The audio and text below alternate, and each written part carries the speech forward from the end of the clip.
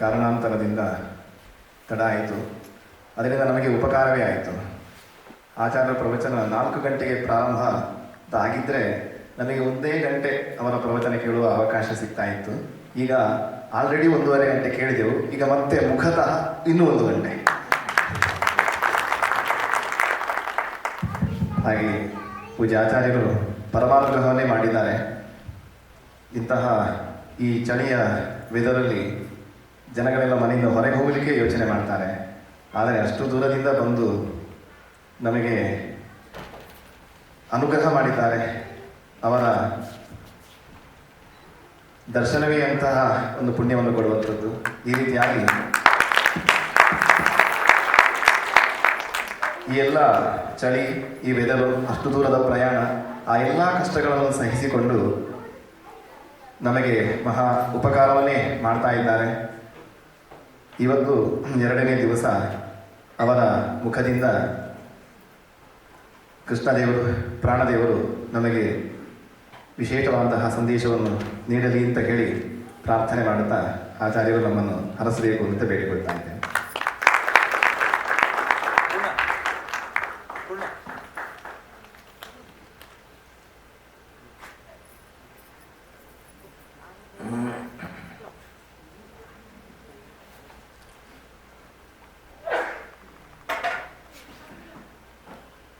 जयति पराशरसूनुः सत्यवती हृदयनन्दनो व्यासः यस्य आस्य कमलगलितं वाङ्मयममृतं यदर्पिसति भुजगभोगाभमुद्यम्य हृद्यं निजभुजं दक्षिणं रक्षणाढ्यं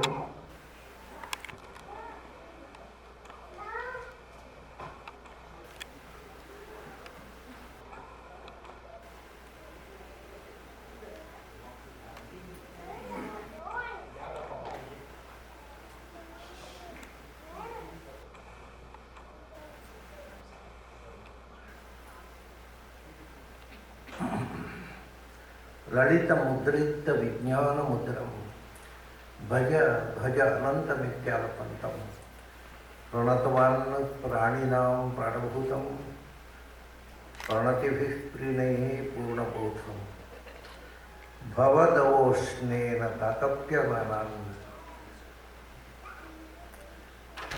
भुवि परं नाथमप्रेक्षमाणान् भुवनमान्येन च अन्येन दोष्णा भवतु भीर्मायति भस्वान्वयन्तं प्रणतवान् प्राणिनां प्राणभूतं प्रणतिभिः प्रीणैः पूर्णबोधं.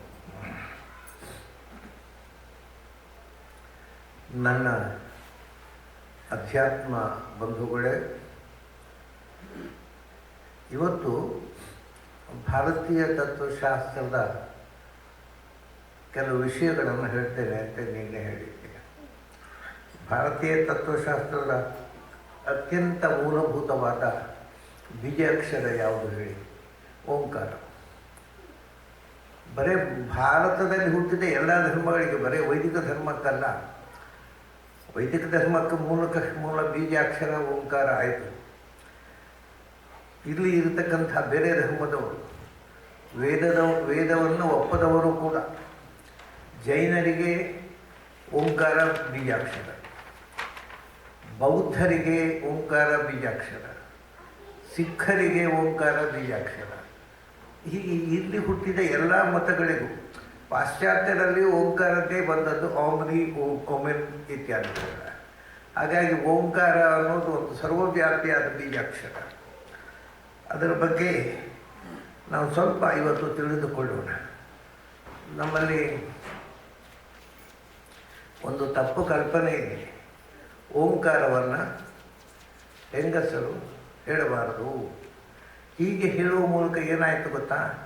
ಪ್ರತಿಯೊಬ್ಬ ಹೆಂಗಸರಿಗೂ ನಾವು ಓಂಕಾರ ಹೇಳಬಾರ್ದು, ನಾವು ಓಂಕಾರ ಹೇಳಬಾರ್ದು ಅಂತ ಇಡೀ ದಿವಸ ಯೋಚಿಸ್ತಾ ಇರ್ತಾರೆ. ಅಂತೂ ಓಂಕಾರವನ್ನು 1000 ಬಾರಿ ಹೇಳುವಾಗ ಆಗುತ್ತೆ ಇಂಥ ದರಿದ್ರ ಪಂಡಿತರಿಂದಾಗಿ. ನಾವು ಓಂಕಾರ ಹೇಳಬಾರ್ದು. ಒಂದು ಕಡೆ ಉಪನ್ಯಾಸಕ್ಕೆ ಹೋದಾಗ ಒಬ್ಬ ಹುಡುಗಿ ಕೇಳಿದ್ಲು, ನಾವು ಯಾಕೆ ಓಂಕಾರ ಹೇಳಬಾರ್ದು? ನೀ ಹೇಳ್ತಾ ಇದೆಯಲ್ಲ ಮಾನ್ಯ, ನಾನು ಅದು ಅವಳಿಗೆ ಹೇಳ್ತಿಲ್ಲ. ಹೀಗೆ ತುಂಬ ತಪ್ಪು ಕಲ್ಪನೆಗಳು ನಮ್ಮ ಆಚರಣೆಗಳಲ್ಲಿ, ತುಂಬ ತಪ್ಪು ಕಲ್ಪನೆಗಳು. ಓಂಕಾರ ಹೇಳಬಾರದು, ಓಂಕಾರ ಹೇಳಬಾರದು ಅಂತ ಶಾಸ್ತ್ರ ಯಾವ ಶಾಸ್ತ್ರವೂ ಹೇಳಿಲ್ಲ. ಬಟ್ ವಿಷಯ ಏನು ಗೊತ್ತುಂಟ, ಓಂಕಾರವನ್ನು ನೀವು ವಿತ್ ಇನ್ವಾಲ್ವ್ಮೆಂಟ್ ತುಂಬ ಸರ್ತಿ ಹೇಳಿದರೆ ಅದು ಏನಾಗುತ್ತೆ ಅಂದರೆ ಒಂಥರ ಯಾವುದು ಬೇಡ ಅನ್ನೋ ಭಾವನೆ ಬರಲಿಕ್ಕೆ ಶುರುವಾಗುತ್ತೆ. ಅದು ಆ ಓಂಕಾರದ ವೈಬ್ರೇಷನ್ ಯಾವುದು ಬೇಡ ಅದನ್ನು ಓಂಕಾರ ಹೇಳಬಾರ್ದು ಅಲ್ಲ, ಓಂಕಾರ ಜಪ ಮಾಡಬಾರದು ಅಷ್ಟೇ. ಯಾವುದೇ ಒಂದು ಅಕ್ಷರವನ್ನು ಯಾರು ಹೇಳಬಾರದು ಹೇಳೋ ರೈಟ್ ಯಾರಿಗೂ ಇಲ್ಲ. ಅದೊಂದು ಅಕ್ಷರ ಬಳಕೆ, ಒಂದು ಅಕ್ಷರ. ಆದರೆ ನೀವು ಓಂಕಾರವನ್ನು, ಗಂಡಸರು ಕೂಡ ಓಂಕಾರವನ್ನು ಜಪ ಮಾಡುವಂತಿಲ್ಲ. ಯಾಕೆಂದರೆ ಓಂಕಾರ ಜಪ ಮಾಡಿದರೆ ನಮ್ಮಲ್ಲಿ ಒಬ್ಬರು ಎಲ್ಲ ಮಂತ್ರಗಳಿಗೆ ಒಂದು ಲಿಮಿಟ್ ಇದೆ, ಅದಕ್ಕಿಂತ ಹೆಚ್ಚು ಹೇಳಬಾರದು. ಈಗ ಗಾಯತ್ರಿಯನ್ನು ಒಂದು ದಿನಕ್ಕೆ 3000ಕ್ಕಿಂತ ಹೆಚ್ಚು ಜಪ ಮಾಡಬಾರ್ದು. ಮ್ಯಾಕ್ಸಿಮಮ್ ಒಂದು ಒಳ್ಳೆಯದಲ್ವ, ದಿವಸಕ್ಕೆ 10,000 ಮಾಡುವಂತೆ ಹುಚ್ಚು ಹಿಡಿಯುತ್ತೆ. ದೇವರು ನರಸಿಂಹಶಾಸ್ತ್ರಿಗಳಿಗೆ ಆದದ್ದು ಇದೇ ಕಥೆ. ಅವರು ಗಾಯತ್ರಿ ಸಿದ್ಧಿ ಮಾಡ್ಕೋಬೇಕು ಅಂತ ಸಿಕ್ಕಾಬಿಟ್ಟು ಜಪ ಮಾಡಿದರು. ಅವರು ಲ್ಯೂನಾಟಿಕ್ ಆದರು, ಅವರು ಹಿ ವಾಸ್ ಹಾಸ್ಪಿಟಲೈಸ್. ಹಾಗಾಗಿ ಯಾವುದೇ ಒಂದು ಒಳ್ಳೆಯದನ್ನು ಹೆಚ್ಚು ಮಾಡಿಬಿಟ್ರೆ ಅದು ಏನಾಗುತ್ತೆ, ಅಧಿಕ ಆಗೋದಲ್ಲ, ಬರ್ನಾಗಿಬಿಡುತ್ತೆ. ಬೆಂಕಿ ಯಾಕೆ ಎಲೆಕ್ಟ್ರಿಸಿಟಿ ವೋಲ್ಟೇಜ್ ಜಾಸ್ತಿ ಆದರೆ ಬಲ್ಬು ಬರ್ನಾಗಿಬಿಡುತ್ತೆ. ಹಾಗೆ ಸೊ ಓಂಕಾರ ತುಂಬ ಸರ್ತಿ ಜಪ ಮಾಡಿದರೆ ಏನೂ ಬೇಡ ಅಂತ ಕಾಣಿಸುವಾಗುತ್ತೆ ಅಂತ ವಿರಕ್ತಿ. ಆದ್ದರಿಂದ ಯಾರು ಸಾಂಸಾರಿಕ ಜೀವನ ನಡೆಸಬೇಕು ಅವರು ಓಂಕಾರವನ್ನು ಜಪ ಮಾಡಬೇಡಿ ಅಂತ ಹೇಳಿದರು. ಅಷ್ಟೇ ವಿಷಯ. ಅದನ್ನು ನಾವು ಯಾಕೆ ಜಪ ಮಾಡಬಾರ್ದು ಅಂತ ಕೆಲವರು ಹೆಂಗಸರು ಕೇಳ್ತಾರೆ. ಗಂಡಸರು ಜಪ ಮಾಡೋಲ್ಲ, ಅದು ಗೊತ್ತಿಲ್ಲ ಅವರಿಗೆ. ಗಂಡಸರು ಓಂಕಾರ ಜಪ ಮಾಡೋ ಹಾಗಿಲ್ಲ. ಓಂಕಾರ ಹೇಳ್ಬೋದು, ಅದು ಹೆಂಗಸರು ಹೇಳ್ಬೋದು.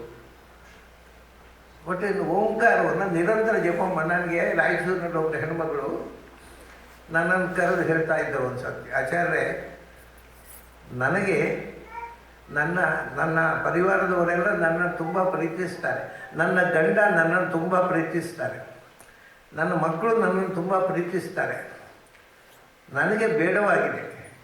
ಅವ್ರ ಹತ್ರ ಹೇಳಿ ನನ್ನ ಸುದ್ದಿಗೆ ಬರಬಾರ್ದು ಅಂತ ಹೇಳಿ ಅಂತ. ಈ ಸ್ಥಿತಿ ಬೇಕಾ ಯಾವುದಾದ್ರೂ ಹೆಣ್ಣಿಗೆ?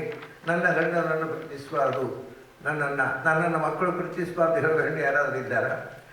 ಅವರು ಓಂಕಾರ ಜಪ ಮಾಡ್ಬೋದು. ಈ ಹೆಣ್ಮಗಳು ಯಾವ್ದೇನು ಗೊತ್ತಿಲ್ಲ, ಓಂಕಾರ ಜಪ ಮಾಡಿ ಗಂಡ ಬೇಡ, ಮಕ್ಕಳು ಬೇಡ, ಇಲ್ಲಿ ಸಂಸಾರ ಬೇಡ, ಫ್ಯಾಮಿಲಿ ಬೇಡ, ಏನು ಬೇಡ ಅಂತ ಕಂಡೀಷನ್. ಇದಕ್ಕೋಸ್ಕರ ಹೇಳಿದರು ಸಾಂಸಾರಿಕವಾದಂಥ ಒಂದು ಅಟ್ಯಾಚ್ಮೆಂಟನ್ನು ಕಳಚಿಕೋಬೇಡಿ, ಓಂಕಾರ ಜಪ ಮಾಡಬೇಡಿ.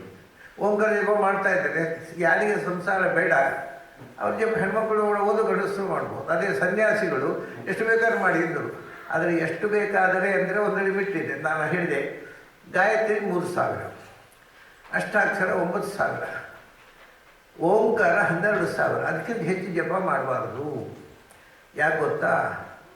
ನಮ್ಮ ದೇಹದಲ್ಲಿ ಪ್ರಧಾನವಾಗಿ ಅವಾಂತರವಾದ ಸುಮಾರಿದೆ. ಪ್ರಧಾನವಾಗಿ 72,000 ನಾಡಿಗಳಿವೆ. ಆ ನಾಡಿಗಳಲ್ಲಿ ನಮ್ಮ ಮಂತ್ರದ ಎನರ್ಜಿ ಪಾಸಾನ್ ಆಗುತ್ತೆ, ಕರೆಂಟ್.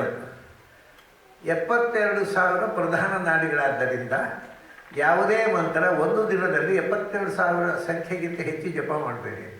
ನೋಡಿ, ಗಾಯತ್ರಿಯಲ್ಲಿ 24 ಅಕ್ಷರ ಇದೆ. ಅದರಿಂದ 3,000 ಮಾಡಿದ್ರೆ 72,000 ಅಕ್ಷರ ಆಯಿತು. ಸೊ 72,000 ಅಕ್ಷರಕ್ಕಿಂತ ಹೆಚ್ಚು ಒಂದು ದಿನದಲ್ಲಿ ಜಪ ಮಾಡಿದರೆ ಅದು ಒಳಗಿಂದ ಅದು ಎನರ್ಜಿ ಓವರ್ಫ್ಲೋ ಆಗುತ್ತೆ, ಅದರಿಂದ ತೊಂದರೆಗಳಾಗ್ತವೆ. ಅಷ್ಟಾಕ್ಷರದಲ್ಲಿ 8 ಅಕ್ಷರ, 9,000 ಮಾಡಿದರೆ ಅದು 72,000 ಆಗುತ್ತೆ. ಅದರಿಂದ 9,000 ಮ್ಯಾಕ್ಸಿಮಮ್ ಒಂದು ದಿನದಲ್ಲಿ ಅಷ್ಟಾಕ್ಷರ ಜಪಿಸಬಹುದು. ನಮ್ಮ ಸ್ನೇಹಿತರೊಬ್ಬರು ಇದ್ದರು ಊರಲ್ಲಿ. ಅವರು ಶಾಲೆಯಲ್ಲಿ ಮೇಷ್ಟ್ರು, ಮಕ್ಕಳಿಗೆ ಪಾಠ ಹೇಳೋದು. ಬೆಳಗಾತ 3 ಗಂಟೆಗೆ ಎದ್ದು 10,000 20,000 ಓಂಕಾರ ಇದು ಅಷ್ಟಾಕ್ಷರ ಜಪ ಮಾಡೋದು. ಅದು ತಮಾಷೆ ಏನು ಅಂದರೆ, ಅವರು ಹಾಗೆ ಜಪ ಮಾಡಿ ಶಾಲೆ ಹೋದರೆ ಮಕ್ಕಳನ್ನು ನೋಡಿದ್ರೆ ಸಿಟ್ಟು, ಮನೆ ಬಂದರೆ ಹೆಂಡತಿಯನ್ನು ನೋಡಿದ್ರೆ ಸಿಟ್ಟು. ಯಾಕೆಂತ ಅವರಿಗೆ ಗೊತ್ತಿಲ್ಲ. ಹೆಂಡತಿ ಮಲ್ಕೊಳ್ಳಿಕ್ಕೆ ಅಂತ ಬೆಡ್ಡು ಎಲ್ಲ ಸ್ಪ್ರೆಡ್ ಮಾಡಿ ಹಾಕಿದ್ರೆ ತೆಗೆದು ಬಿಸಾಡಿ ನೆಲದಲ್ಲಿ ಮಾಡ್ಕೊಳ್ಳೋದು. ಹೀಗಾಯ್ತು ಅವ್ರಿಗೆ. ಯಾಕಾಯ್ತು ಅಂತ ಗೊತ್ತಿಲ್ಲ. ಇದು ಓಂಕಾರ ಇದು ಅಷ್ಟಾಕ್ಷರವನ್ನು ಸಿಕ್ಕಾಪಟ್ಟೆ ಜಪ ಮಾಡಿದ್ದರ ಫಲ. ಹಾಗೆ ಯಾವುದೇ ಒಂದು ಮಂತ್ರ ಅದಕ್ಕೆ ಎನರ್ಜಿ ಇದೆ ಅಂತ ಆದರೆ ಅದಕ್ಕೊಂದು ಲಿಮಿಟು ಇರಬೇಕು. ಅನ್ಲಿಮಿಟೆಡ್ ಆಗಿ ಜಪ ಮಾಡಿದ್ರೆ ಅದು ಎನರ್ಜಿ ಓವರ್ಫ್ಲೋ ಆಗುತ್ತೆ, ವೇಸ್ಟ್ ಆಗುತ್ತೆ, ಮತ್ತು ತುಂಬ ಅನರ್ಥ ಕಾರಣ ಆಗುತ್ತೆ. ಹಾಗೆ ಓಂಕಾರ 12,000 ಎಪ್ಪಿಸ್ಬೋದು. ಗಾಯತ್ರಿ 24 ಅಕ್ಷರ 72,000 ಅಂದರೆ 3,000. 24 3 72, 9 8 ಅಕ್ಷರ 8 9 72, 9,000 ಜಪ ಮಾಡ್ಬೋದು ಅಷ್ಟಾಕ್ಷರ. ಅಲ್ಲ, ನಮಗೇನು ಪ್ರಾಬ್ಲಮ್, ನಾವು ಯಾವ ಜಪವೂ ಮಾಡೋರು ಬೇಡಿ. ಜಪ ಮಾಡಿದವ್ರು 1,000 ಮಾಡಬೇಕು ಅಂತ ಹೇಳಿ ಹೇಳುತ್ತೆ. ಜಪ ಬಿಟ್ಟವ್ರೆ, ಜಪ ಮಾಡಿದ್ರೆ ಈ ಪ್ರಾಬ್ಲಮ್. ಅದಕ್ಕೆ ಏನು ಮಾಡಿದ್ರು, ರಗಡೆ ಬೇಡ, ಜಪ ಮಾಡಿದ್ರೆ ಬಿಟ್ಬಿಟ್ಟಿದ್ದೇವೆ ನಾವು, ನಮಗೇನು ಸಮಸ್ಯೆ ಇಲ್ಲ. ಅಂದರೆ ಯಾರು ಸಿನ್ಸಿಯರ್ ಆಗಿ ಮಾಡ್ತಾರೆ ಅವರು ತಪ್ಪು ಮಾಡಬಾರ್ದು ಅನ್ನೋದಕ್ಕೋಸ್ಕರ ಈ ಮಾತು ಹೇಳ್ತಾ ಇದ್ದೀನಿ ಅಷ್ಟೇ. ಸರಿ, ಓಂಕಾರದಲ್ಲಿ ತಮಾಷೆ ಗೊತ್ತಾ? ಓಂಕಾರದಲ್ಲಿ ಎಷ್ಟು ಅಕ್ಷರ ಇದೆ? ಓಂಕಾರ ಒಂದೇ ಅಕ್ಷರ ಅಲ್ವಾ? ಅಲ್ಲ, ಓಂಕಾರದಲ್ಲಿ 8 ಅಕ್ಷರಗಳಿವೆ. ಆದ್ದರಿಂದ 8ರಲ್ಲಿ 2 ಅಕ್ಷರ ಉಂಟಲ್ಲ, ಅದು ನಾನ್ ವೈಬ್ರೇಟರಿ. ಆದ್ದರಿಂದ ವೈಬ್ರೇಟರಿ ಸೌಂಡು 6 ಅಕ್ಷರಗಳು: ಅಕಾರ, ಉಕಾರ, ಮಕಾರ, ನಾದ. ಅಂದರೆ ಇದು ಪ್ರಧಾನವಾಗಿ ನಮ್ಮ ಕಿವಿ ಕೇಳುವಂಥ 8 ಅಕ್ಷರ 6 ಅಕ್ಷರವನ್ನು ಒಪ್ಪಿಕೊಂಡ್ರು. ಆದ್ದರಿಂದ 12 ಆರ್ಡಿ 72, 12,000 ಜಪ ಮಾಡ್ಬೋದು 6 ಅಕ್ಷರ. ಪ್ರಣವ ಸ್ವಾಮಿಗಳು ಕೂಡ ಪ್ರಣವ ಜಪವನ್ನು 12,000ಕ್ಕಿಂತ ಹೆಚ್ಚು ಮಾಡೋ ಹಾಗಿಲ್ಲ. ಅಲ್ಲ, ಅಷ್ಟು ಮಾಡೋಲ್ಲ ಸ್ವಾಮಿಗಳು. ಅವರಿಗೆ ಪಾದಪೂಜೆ ಮಾಡಿಸ್ಕೊಂಡು ಓಡಾಡಿಕೊಂಡು ಮತ್ತು 12,000 ಮಾಡಲಿಕ್ಕೆ ಎಲ್ಲಿ ಗುಡಿಸೋತಿದೆ. ಆದರೂ ಯಾರು ಅನುಷ್ಠಾನ ಮಾಡುವಂಥ ದೀಕ್ಷೆ ಇದ್ದವರು ಮ್ಯಾಕ್ಸಿಮಮ್ 12,000 ಓಂಕಾರ ಮಾಡಿ. ಅಲ್ಲಿ 8 ಅಕ್ಷರ ಯಾವುದು ನಿಮ್ಗೆ ಕೇಳ್ಬೋದು. ಓಂನಲ್ಲಿ 8 ಅಕ್ಷರ ಏನಿದೆ? ಅಕಾರ, ಉಕಾರ, ಮಕಾರ, ನಾದ, ಬಿಂದು, ಕಲಾ, ಶಾಂತ, ಅತಿಶಾಂತ. ಇದು ಯಾವುದು ಅಂದರೆ, ನಾವು ಒಂದು ಅಕ್ಷರವನ್ನು ಉಚ್ಚಾರ ಮಾಡುವಾಗ ನಮಗೆ ಕೇಳುವುದು ಬಾಯಿಯಿಂದ ಉಚ್ಚಾರ ಹೊರಗೆ ಬಂದ ಮೇಲೆ ಅದ್ರ ಒಳಗೆ ಸೌಂಡ್ ಹುಟ್ಟುವುದು ನಾಭಿಯಲ್ಲಿ. ಸೊ ಎಲ್ಲಿ ನಾಭಿಯಲ್ಲಿ ನೀವು ಓಂ ಅಂತ ಹೇಳಬೇಕಾಗಿದ್ದರೆ ಅದರ ವೈಬ್ರೇಷನ್ ಸ್ಟಾರ್ಟ್ ಆಗೋದು ನಾಭಿಯಲ್ಲಿ. ಇಲ್ಲಿಂದ ವೈಬ್ರೇಷನ್ ಸ್ಟಾರ್ಟ್ ಆಗಿ ಅದು ಮೇಲಕ್ಕೆ ಬಂದು ಕುತ್ತಿಗೆ ಎನ್ನುವುದಾಗಿ ಬಾಯಿಂದ ಹೊರಗೆ ಬಂದರೆ ನಮ್ಗೆ ಕೇಳೋದು. ಆ ಮೂಲದಲ್ಲಿ ಹುಟ್ಟುವಂಥದ್ದು ಓಂಕಾರ ನಾದ ಹೊರಡುತ್ತಲ್ಲ, ಇನ್ನು ವೈಬ್ರೇಷನ್ ಸ್ಟಾರ್ಟ್ ಆಯಿತೋ ಇಲ್ಲೋ ಅನ್ನೋ ಸ್ಥಿತಿ, ಅದು ಅತಿಶಾಂತವಾದ ಅಕ್ಷರ. ಅಲ್ಲಿಂದ ಇಲ್ಲಿ ಬಂತು. ಇಲ್ಲಿ ಬಂದಾಗ ಅದು ಹಾರ್ಟಿಗೆ ಬಂದಾಗ, ಯಾಕೆಂದರೆ ಅದು ಪ್ಯೂರ್ ನಾನ್ ವೈಬ್ರೇಟರಿ ಸೌಂಡ್. ಅದ್ರ ವೈಬ್ರೇಷನ್ ಇಲ್ಲ, ಅದರ ಸೌಂಡು ನಿಮಗೆ ಮೆಡಿಟೇಷನ್ ಮಾಡುವಾಗ ಕೇಳಿಸುತ್ತೆ, ಇಲ್ಲದೇ ಇದ್ದರೆ ಕೇಳಿಸೋಲ್ಲ. ಅಂದರೆ ಅದು ಶಾಂತ. ಅಲ್ಲಿಂದ ಮುಂದೆ ಮೇಲಕ್ಕೆ ಬಂದಾಗ ಒಂದು ಕಲೆಯಾಗಿ, ಒಂದು ಎಳೆಯಾಗಿ ಮೇಲಕ್ಕೆ ಬರ್ತದೆ. ಕುತ್ತಿಗೆಯಲ್ಲಿ ನಾದವಾಗಿ ಹೊರ ಹೋಗುತ್ತೆ. ಅದು ನಾದ, ಕಲ, ಶಾಂತ, ಅತಿಶಾಂತ ಆದಮೇಲೆ ಹೊರಗೆ ಬರುವಾಗ ನಾದವಾಗಿ, ಅಕಾರವಾಗಿ, ಉಕಾರವಾಗಿ, ಮಕಾರ ಆಗಿ 3 ಒಟ್ಟಿಗೆ ಸೇರಿ ಆ ಹೂ ಸೇರಿ ಓ ಆಯಿತು, ಮಕಾರ ಮೂ ಆಯಿತು. ಸೊ ಓಂ ಆಗುತ್ತೆ. ಹೀಗೆ ನಾಭಿಯಿಂದ ಹೊರಟು ನಮ್ಮ ಉಚ್ಚಾರದ ಬಾಯಿಯಲ್ಲಿ ಬಂದು ಕಿವಿಗೆ ಕೇಳಿಸುವ ಅಕ್ಷರ ಅಕಾರ, ಉಕಾರ, ಮಕಾರ, ನಾದ 4. ಉಳಿದ 4 ಒಳಗಿನ ಪ್ರಕ್ರಿಯೆಗಳು. ಅದನ್ನು ಸೂಕ್ಷ್ಮವಾಗಿ ಮೆಡಿಟೇಷನ್ನಲ್ಲಿ ಅಬ್ಸರ್ವ್ ಮಾಡಿ ಹಿಂದಿನವರು ಓಂಕಾರಕ್ಕೆ 8 ಅಕ್ಷರಗಳ ಅಂತ ಹೇಳಿದರು. ಅದು ಬೇಡ, ಬಿಟ್ಬಿಡೋಣ. ಯಾಕೆಂದರೆ ಅದನ್ನು ನಾವು 8 ಅಕ್ಷರ ಕಟ್ಟಿಕೊಂಡ್ರೆ ಏನು ಉಪಯೋಗ ಇಲ್ಲ. ಈಗ ಅದರ ಬಗ್ಗೆ ವಿವರಣೆ ಮಾಡಿ ಏನು ಉಪಯೋಗ ಇಲ್ಲ. ಅದರ ನಂತರ 8 ಅಕ್ಷರದ ನಂತರ ಅದರ ನಂತರ ಇನ್ನು ಸ್ವಲ್ಪ ಕಮ್ಮಿ ಇದ್ದದ್ದು ಹೇಳಿ ನಮಗೆ 8 ಅಕ್ಷರದ್ದು ಕೇಳಿ ಗುರುಸೋತಿಲ್ಲ. ಹಾಗಾದರೆ 6 ಅಕ್ಷರ ಅಂತ ಅದನ್ನೂ ಕಷ್ಟ ಆಯಿತು ಅವರಿಗೆ. ಶಂಕರರು 6 ಅಕ್ಷರ ನಿಂತು ಬಿಟ್ಟಿದ್ದಾರೆ. ಆಚಾರ್ಯ ಶಂಕರರು 6 ಅಕ್ಷರ ಅಂತ ಹೇಳಿದರು. ಅದು ಕಷ್ಟ. ಅಕಾರ, ಉಕಾರ, ಮಕಾರ, ನಾದ, ಬಿಂದು, ಕಲೆ. ಇದೆಲ್ಲ ನಮಗೆ ಅರ್ಥ ಆಗೋಲ್ಲ. ಹಾಗಾದರೆ ಕಡೆಗೆ ಅದನ್ನು 4 ಅಕ್ಷರ ಅಂದರು. ಅಂದರೆ ಅದು ಕಿವಿ ಕೇಳೋದು. ಅಕಾರ, ಉಕಾರ, ಮಕಾರ ಒಟ್ಟು ಸೇರಿ ಓಂ ಅಂತ ಒಂದು ನಾದ ಕೇಳುತ್ತೆ. ಸೊ ಈ 4 ಅಕ್ಷರ ಕಿವಿ ಕೇಳುವಂಥದ್ದು 4 ಅಕ್ಷರದಲ್ಲಿ ನಿಲ್ಲಿಸ್ಬಿಟ್ರು. ಏನು ಅರ್ಥ ಇದಕ್ಕೆ? ಸುಮ್ಮನೆ ಸ್ವರಗಳನ್ನು ಒಟ್ಟು ಸೇರಿ ಹೇಳಿದರೆ ಏನು ಅಕ್ಷರ? ಈ ನಮ್ಮಲ್ಲಿ ಹೊಸತ್ತು ಒಂದು ಈಗ ಹೊಸಲ್ಲ, ಭಾಳ ಸಮಯ ಆಯಿತು. ಮಹೇಶ್ ಯೋಗಿ ಅವರು ಇಂಟ್ರೊಡ್ಯೂಸ್ ಮಾಡಿದ್ರು TM ಟ್ರಾನ್ಸೆಂಡೆಂಟಲ್ ಮೆಡಿಟೇಷನ್ ಅಂತ ಅಂದ್ಬಿಟ್ರೆ, ಓಹೋ $500 $1,000 ಕೊಟ್ಟು ಮಂತ್ರೊಂದಿಷ್ಟು ತಗೋತಾರೆ. ಅದು ಏನು ಹೇಳ್ತಾರೆ ಅವರು ಒಂದು ಹುಟ್ಟಿದೆ. ಆ ಮಂತ್ರ ಏನು ಉಪದೇಶ ತಗೊಂಡು ಅದನ್ನು ಇನ್ನೊಬ್ಬರ ಹತ್ರ ಹೇಳಬಾರದು, ಯಾಕೆಂದರೆ ಅವ್ರು ಗುಟ್ಟು ಪೂರ ಗೊತ್ತಾಗ್ಬಿಡುತ್ತೆ ಇನ್ನೊಬ್ಬರು. ಟ್ರಾನ್ಸೆಂಟ್ ಮೆಡಿಟೇಷನ್ ಏನು ಅಂದರೆ ನಿಮಗೊಂದು ಮಂತ್ರ, ಠಮ್ ನಿಮ್ಮ ಮಂತ್ರ ಯಾರು ಹೇಳಬೇಡಿ, ಇನ್ನೊಬ್ಬರಿಗೆ ಕಮ್ ನಿಮ್ಮ ಮಂತ್ರ ಯಾರಿಗೆ ಹೇಳಬೇಡಿ, ಹೀಗೆ ಮಾಡಿ ಒಂದೊಂದು ಬೆಪ್ಪ ಕಡೆಯಲ್ಲೂ $500-600 ತಗೊಂಡು ಉಪದೇಶ ಮಾಡಿ ಕಳಿಸಿಬಿಡ್ತಾರೆ. ಇವನು ಯಾರಿಗೂ ಹೇಳಬಾರ್ದು, ಬೀಜಾಕ್ಷರ ಸಿಕ್ಕಿಬಿಟ್ಟಿದ್ದಾನೆ ಅಂತ ಖುಷಿ ಪಡ್ತಾರೆ, ಯಾಕಂದರೆ $500 ಕೊಟ್ಟಿದ್ದಾರೆ ನೋಡಿ. ಪುಸ್ತಕ ವೇದಾಂತ ಹೇಳೋರಿಗೆ ಬೆಲೆ ಇಲ್ಲ, ಈಗ $500 ಇಡಬೇಕು, ಅವಾಗ ಎಲ್ಲ ಹುಚ್ಚುಕಟ್ಟು ಬರ್ತಾರೆ, ಯಾಕಂದರೆ ಅದು ಬೆಲೆ ಉಂಟು ಅದಕ್ಕೆ. ಸರಿ ಆಯಿತು. ಹಾಗೆ ಓಂಕಾರ ಅನ್ನೋದು ಹಿಂದಿನವರು ಅರ್ಥಶೂನ್ಯವಾದ ಬೀಜಾಕ್ಷರ ಹೋಗಿಲ್ಲ. ಈ ಅರ್ಥ ಇಲ್ಲದೆ ಸುಮ್ಮನೆ ಜಪ ಮಾಡಿ ಅಂತ ಹೇಳ್ತಾರಲ್ಲ, ಅವರು ದುಡ್ಡು ವಸೂಲು ಮಾಡಿ ಬರ್ತಕ್ಕಂಥ ವ್ಯಾಪಾರಿಗಳು, ಅವರು ವೇದಾಂತಿಗಳಲ್ಲ. ಮತ್ತು ಓಂಕಾರ ಮಾಡೋದಕ್ಕೆ 4 ಅರ್ಥಗಳಿವೆ ಅಂತ ನೋಡಿ. ಏನು ಅರ್ಥ? ಓಂಕಾರದ ಅರ್ಥ ಏನು? ಅದು ಮೊದಲು ಅದರ ಒಂದು ಪ್ರೊಸೆಸ್ ನೋಡೋಣ. ಓಂಕಾರದಲ್ಲಿ 4 ಅಕ್ಷರದಲ್ಲಿ ನಾದ ಅನ್ನೋದನ್ನು ಬಿಟ್ಬಿಡಿ, ಅದು 51 ಅಕ್ಷರಗಳಿಂದ ಸೇರಲಿಲ್ಲ. ಅಕಾರ, ಉಕಾರ, ಮಕಾರ, ಇದು 3 ಸೇರಿದೆ. ಇದು 3 ಅಕ್ಷರಗಳಿಂದ 3 ವ್ಯಾಹೃತಿ ಹುಟ್ಟಿತು, 3 ಶಬ್ದ ಹುಟ್ಟಿತು. ಭೂಹು, ಭುವಃ, ಸುವಃ. 3 ಶಬ್ದಗಳಿಂದ 3 ಪಾದದ ಗಾಯತ್ರಿ ಹುಟ್ಟಿತು. ತತ್ ಸವಿತುರು ವರೇಣ್ಯಂ ಭರ್ಗೋದಯಸ್ಯ ಧೀಮಹಿ ಧಿಯೋ ಯೋ ನ ಪ್ರಚೋದಯಾತ್. 3 ವ್ಯಾಹೃತಿಗಳಿಂದ 3 ವರ್ಗದ ಪುರುಷ ಸೂಕ್ತ ಹುಟ್ಟಿತು.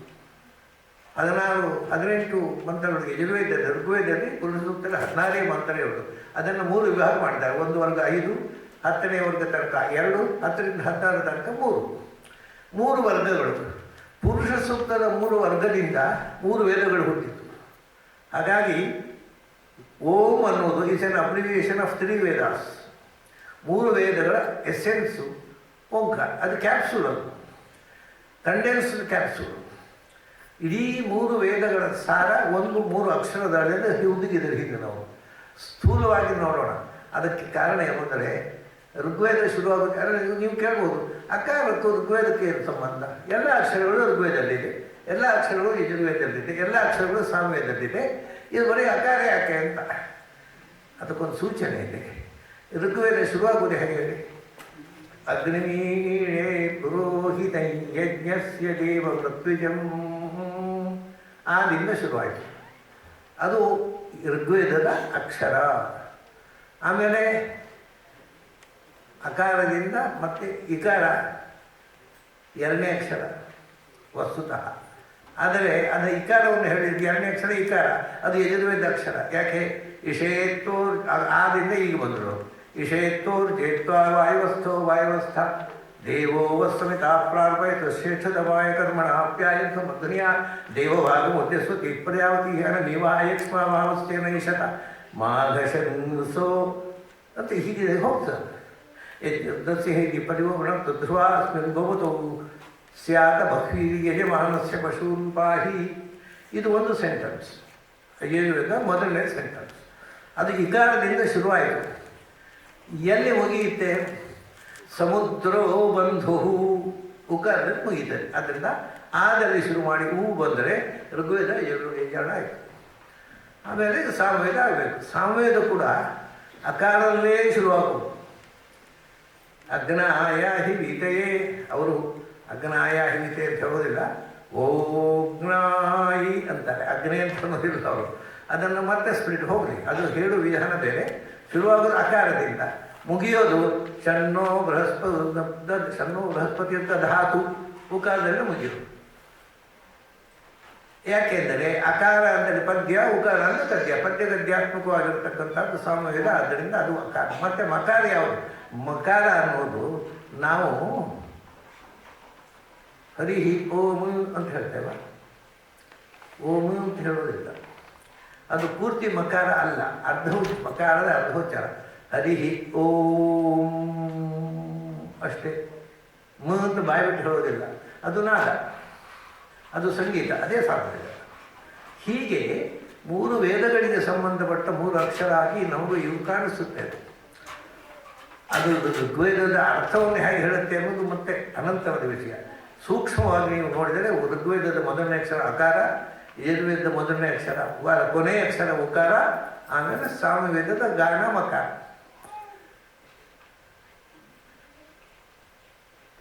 ಹೀಗೆ 3 ಅಕ್ಷರಗಳನ್ನು 3 ವೇದಗಳ ಪ್ರತಿನಿಧಿಯಾದ ಎಸೆನ್ಸ್ ತೆಗೆದು ತೆಗೆದು ತೆಗೆದು ಇಡೀ ವೇದವನ್ನು ಹಿಂಡಿ ಹಿಂಡಿ ಹಿಂಡಿ ಹಿಂಡಿ ಕೊನೆಗೆ ಉಳಿದದ್ದು ಅಕಾರ ಉಕಾರ ಮಕಾರ. ಏನು ಅರ್ಥ ಅದಕ್ಕೆ? ಓಂಕಾರ ಅನ್ನೋದು ಅನೇಕ ಶಬ್ದಗಳ ಅಬ್ರಿವಿಯೇಷನ್. ಆ ಅನ್ನುವಂತಹದ್ದು ಅಕಾರದಿಂದ ಶುರುವಾಗುವ ಎಲ್ಲ ಶಬ್ದಗಳಿಗೂ ಅಬ್ರಿವಿಯೇಷನ್ ಆಗುವುದು. ಈಗ ಇಂಗ್ಲೀಷ್ನಲ್ಲಿ ಹಾಗೆ ಅಲ್ವಾ? ಎ ಪಿ ಅಂದರೆ ಏನು? ಎ ಪಿ ಅಂದರೆ ಆಂಧ್ರ ಪ್ರದೇಶ. ಎಲ್ಲಿ? ಅಲ್ಲಿ ಇಂಡಿಯಾದಲ್ಲಿ. ಇಲ್ಲಿ ಆಂಧ್ರ ಪ್ರದೇಶ ಆಗೋದಿಲ್ಲ. ಎಲ್ಲ ಕಡೆಗೆ ಒಂದು ಯಾವ ಅರ್ಥ ಗೊತ್ತೋಣ. ಎ ಪಿ ಅಧಿಕ ಪ್ರಸಂಗಿ ಇಲ್ಲ. ಅಬ್ರಿವಿಯೇಷನ್ ಯಾವುದಕ್ಕೆ ಯಾವುದೋ ಆಗಬಹುದು ನೋಡಿ. ಹಾಗೆ ಆ ಅನ್ನುವಂಥದ್ದು ಎಲ್ಲ ಶಬ್ದಗಳಿಗೂ ಅಕಾರದಿಂದ ಪ್ರಾರಂಭವಾಗುವಾಗ ಎಲ್ಲ ಶಬ್ದಗಳಿಗೂ ಅಬ್ರಿವಿಯೇಷನ್. ಆ ಅಂದರೆ ಆನಂದ ಸ್ವರೂಪ, ಆ ಉ ಅಂದರೆ ಉತ್ಕೃಷ್ಟ, ಮಾ ಅಂದರೆ ಮಾನ ಜ್ಞಾನ ಸ್ವರೂಪ. ಹೀಗೆ ಇದನ್ನು ಹೇಳ್ತಾ ಹೋಗ್ಬೋದು ಅಬ್ರಿವೇಷನ್. ಆದರೆ ಈ ಓಂಕಾರವನ್ನು ಮೊದಲು ಈ ಜೀವನದ ಮುಖವಾಗಿ ನೋಡಿದ್ದು ನೋಡಿ. ನಮ್ಮ ಬದುಕು ಅಂದರೆ ಏನು? ಎಚ್ಚರವಾಗಿರೋದು, ಅಥವಾ ನಿದ್ರೆ ಮಾಡೋದು, ಅಥವಾ ಕನಸು ಕಾಣೋದು, 3 ತಾನೆ. ಮತ್ತೆ ಈಸ್ಟಲಿಕ್ಕ ಬೇರೆ ಉಂಟು. ಅನೆಸ್ಥೇಷಿಯಾ ಕೊಟ್ಟರೆ ಮೂರ್ಛೆ ಬರುವುದು, ಬೋಧ ತಗೋದು, ಅದೆಲ್ಲ ಡಾಕ್ಟರ್ಗಳು ಮಾಡುವ ಅನರ್ಥ. ದೇವರು ಕೊಟ್ಟದ್ದು 3: ಎಚ್ಚರ, ಕನಸು, ನಿದ್ರೆ. ಓಂ ಅಂದರೆ ಅದೇ ಎಚ್ಚರ, ಕನಸು, ನಿದ್ರೆ. ಆ ಈಸ್ ಅನ್ ಅಬ್ರಿವಿಯೇಷನ್ ಆಫ್ ಆಪ್ತಿ. ಆಪ್ತಿ ಅಂದರೆ ವ್ಯಾಪ್ತಿ, contact with the external world. ಯಾವುದದು? ಎಚ್ಚರದಲ್ಲಿ ಮಾತ್ರ, ಕನಸಲ್ಲಿ ಇಲ್ಲ, ನಿದ್ರೆಯಲ್ಲಿಲ್ಲ. ಹೊರಗಿನ ಪ್ರಪಂಚದ ಜೊತೆಗೆ ನಮ್ಮ ಸಂಪರ್ಕ, ಅದು ಆ ಆಪ್ತಿ ಅಂದರೆ ಪ್ರಾಪ್ತಿ. ಹೊರಗಿನ ಪ್ರಪಂಚದ ಜೊತೆಗೆ ನಮ್ಮ ವ್ಯಾಪ್ತಿ. ಆದ್ದರಿಂದ ಆ ಅಂದರೆ ಏನಾಯ್ತು ಈಗ? ಎಚ್ಚರ. ಆಮೇಲೆ ಉ ಅಂದರೆ ಉ ಇಸ್ ಅನ್ ಅಬ್ರಿವಿಯೇಷನ್ ಆಫ್ ಉತ್ಕರ್ಷ.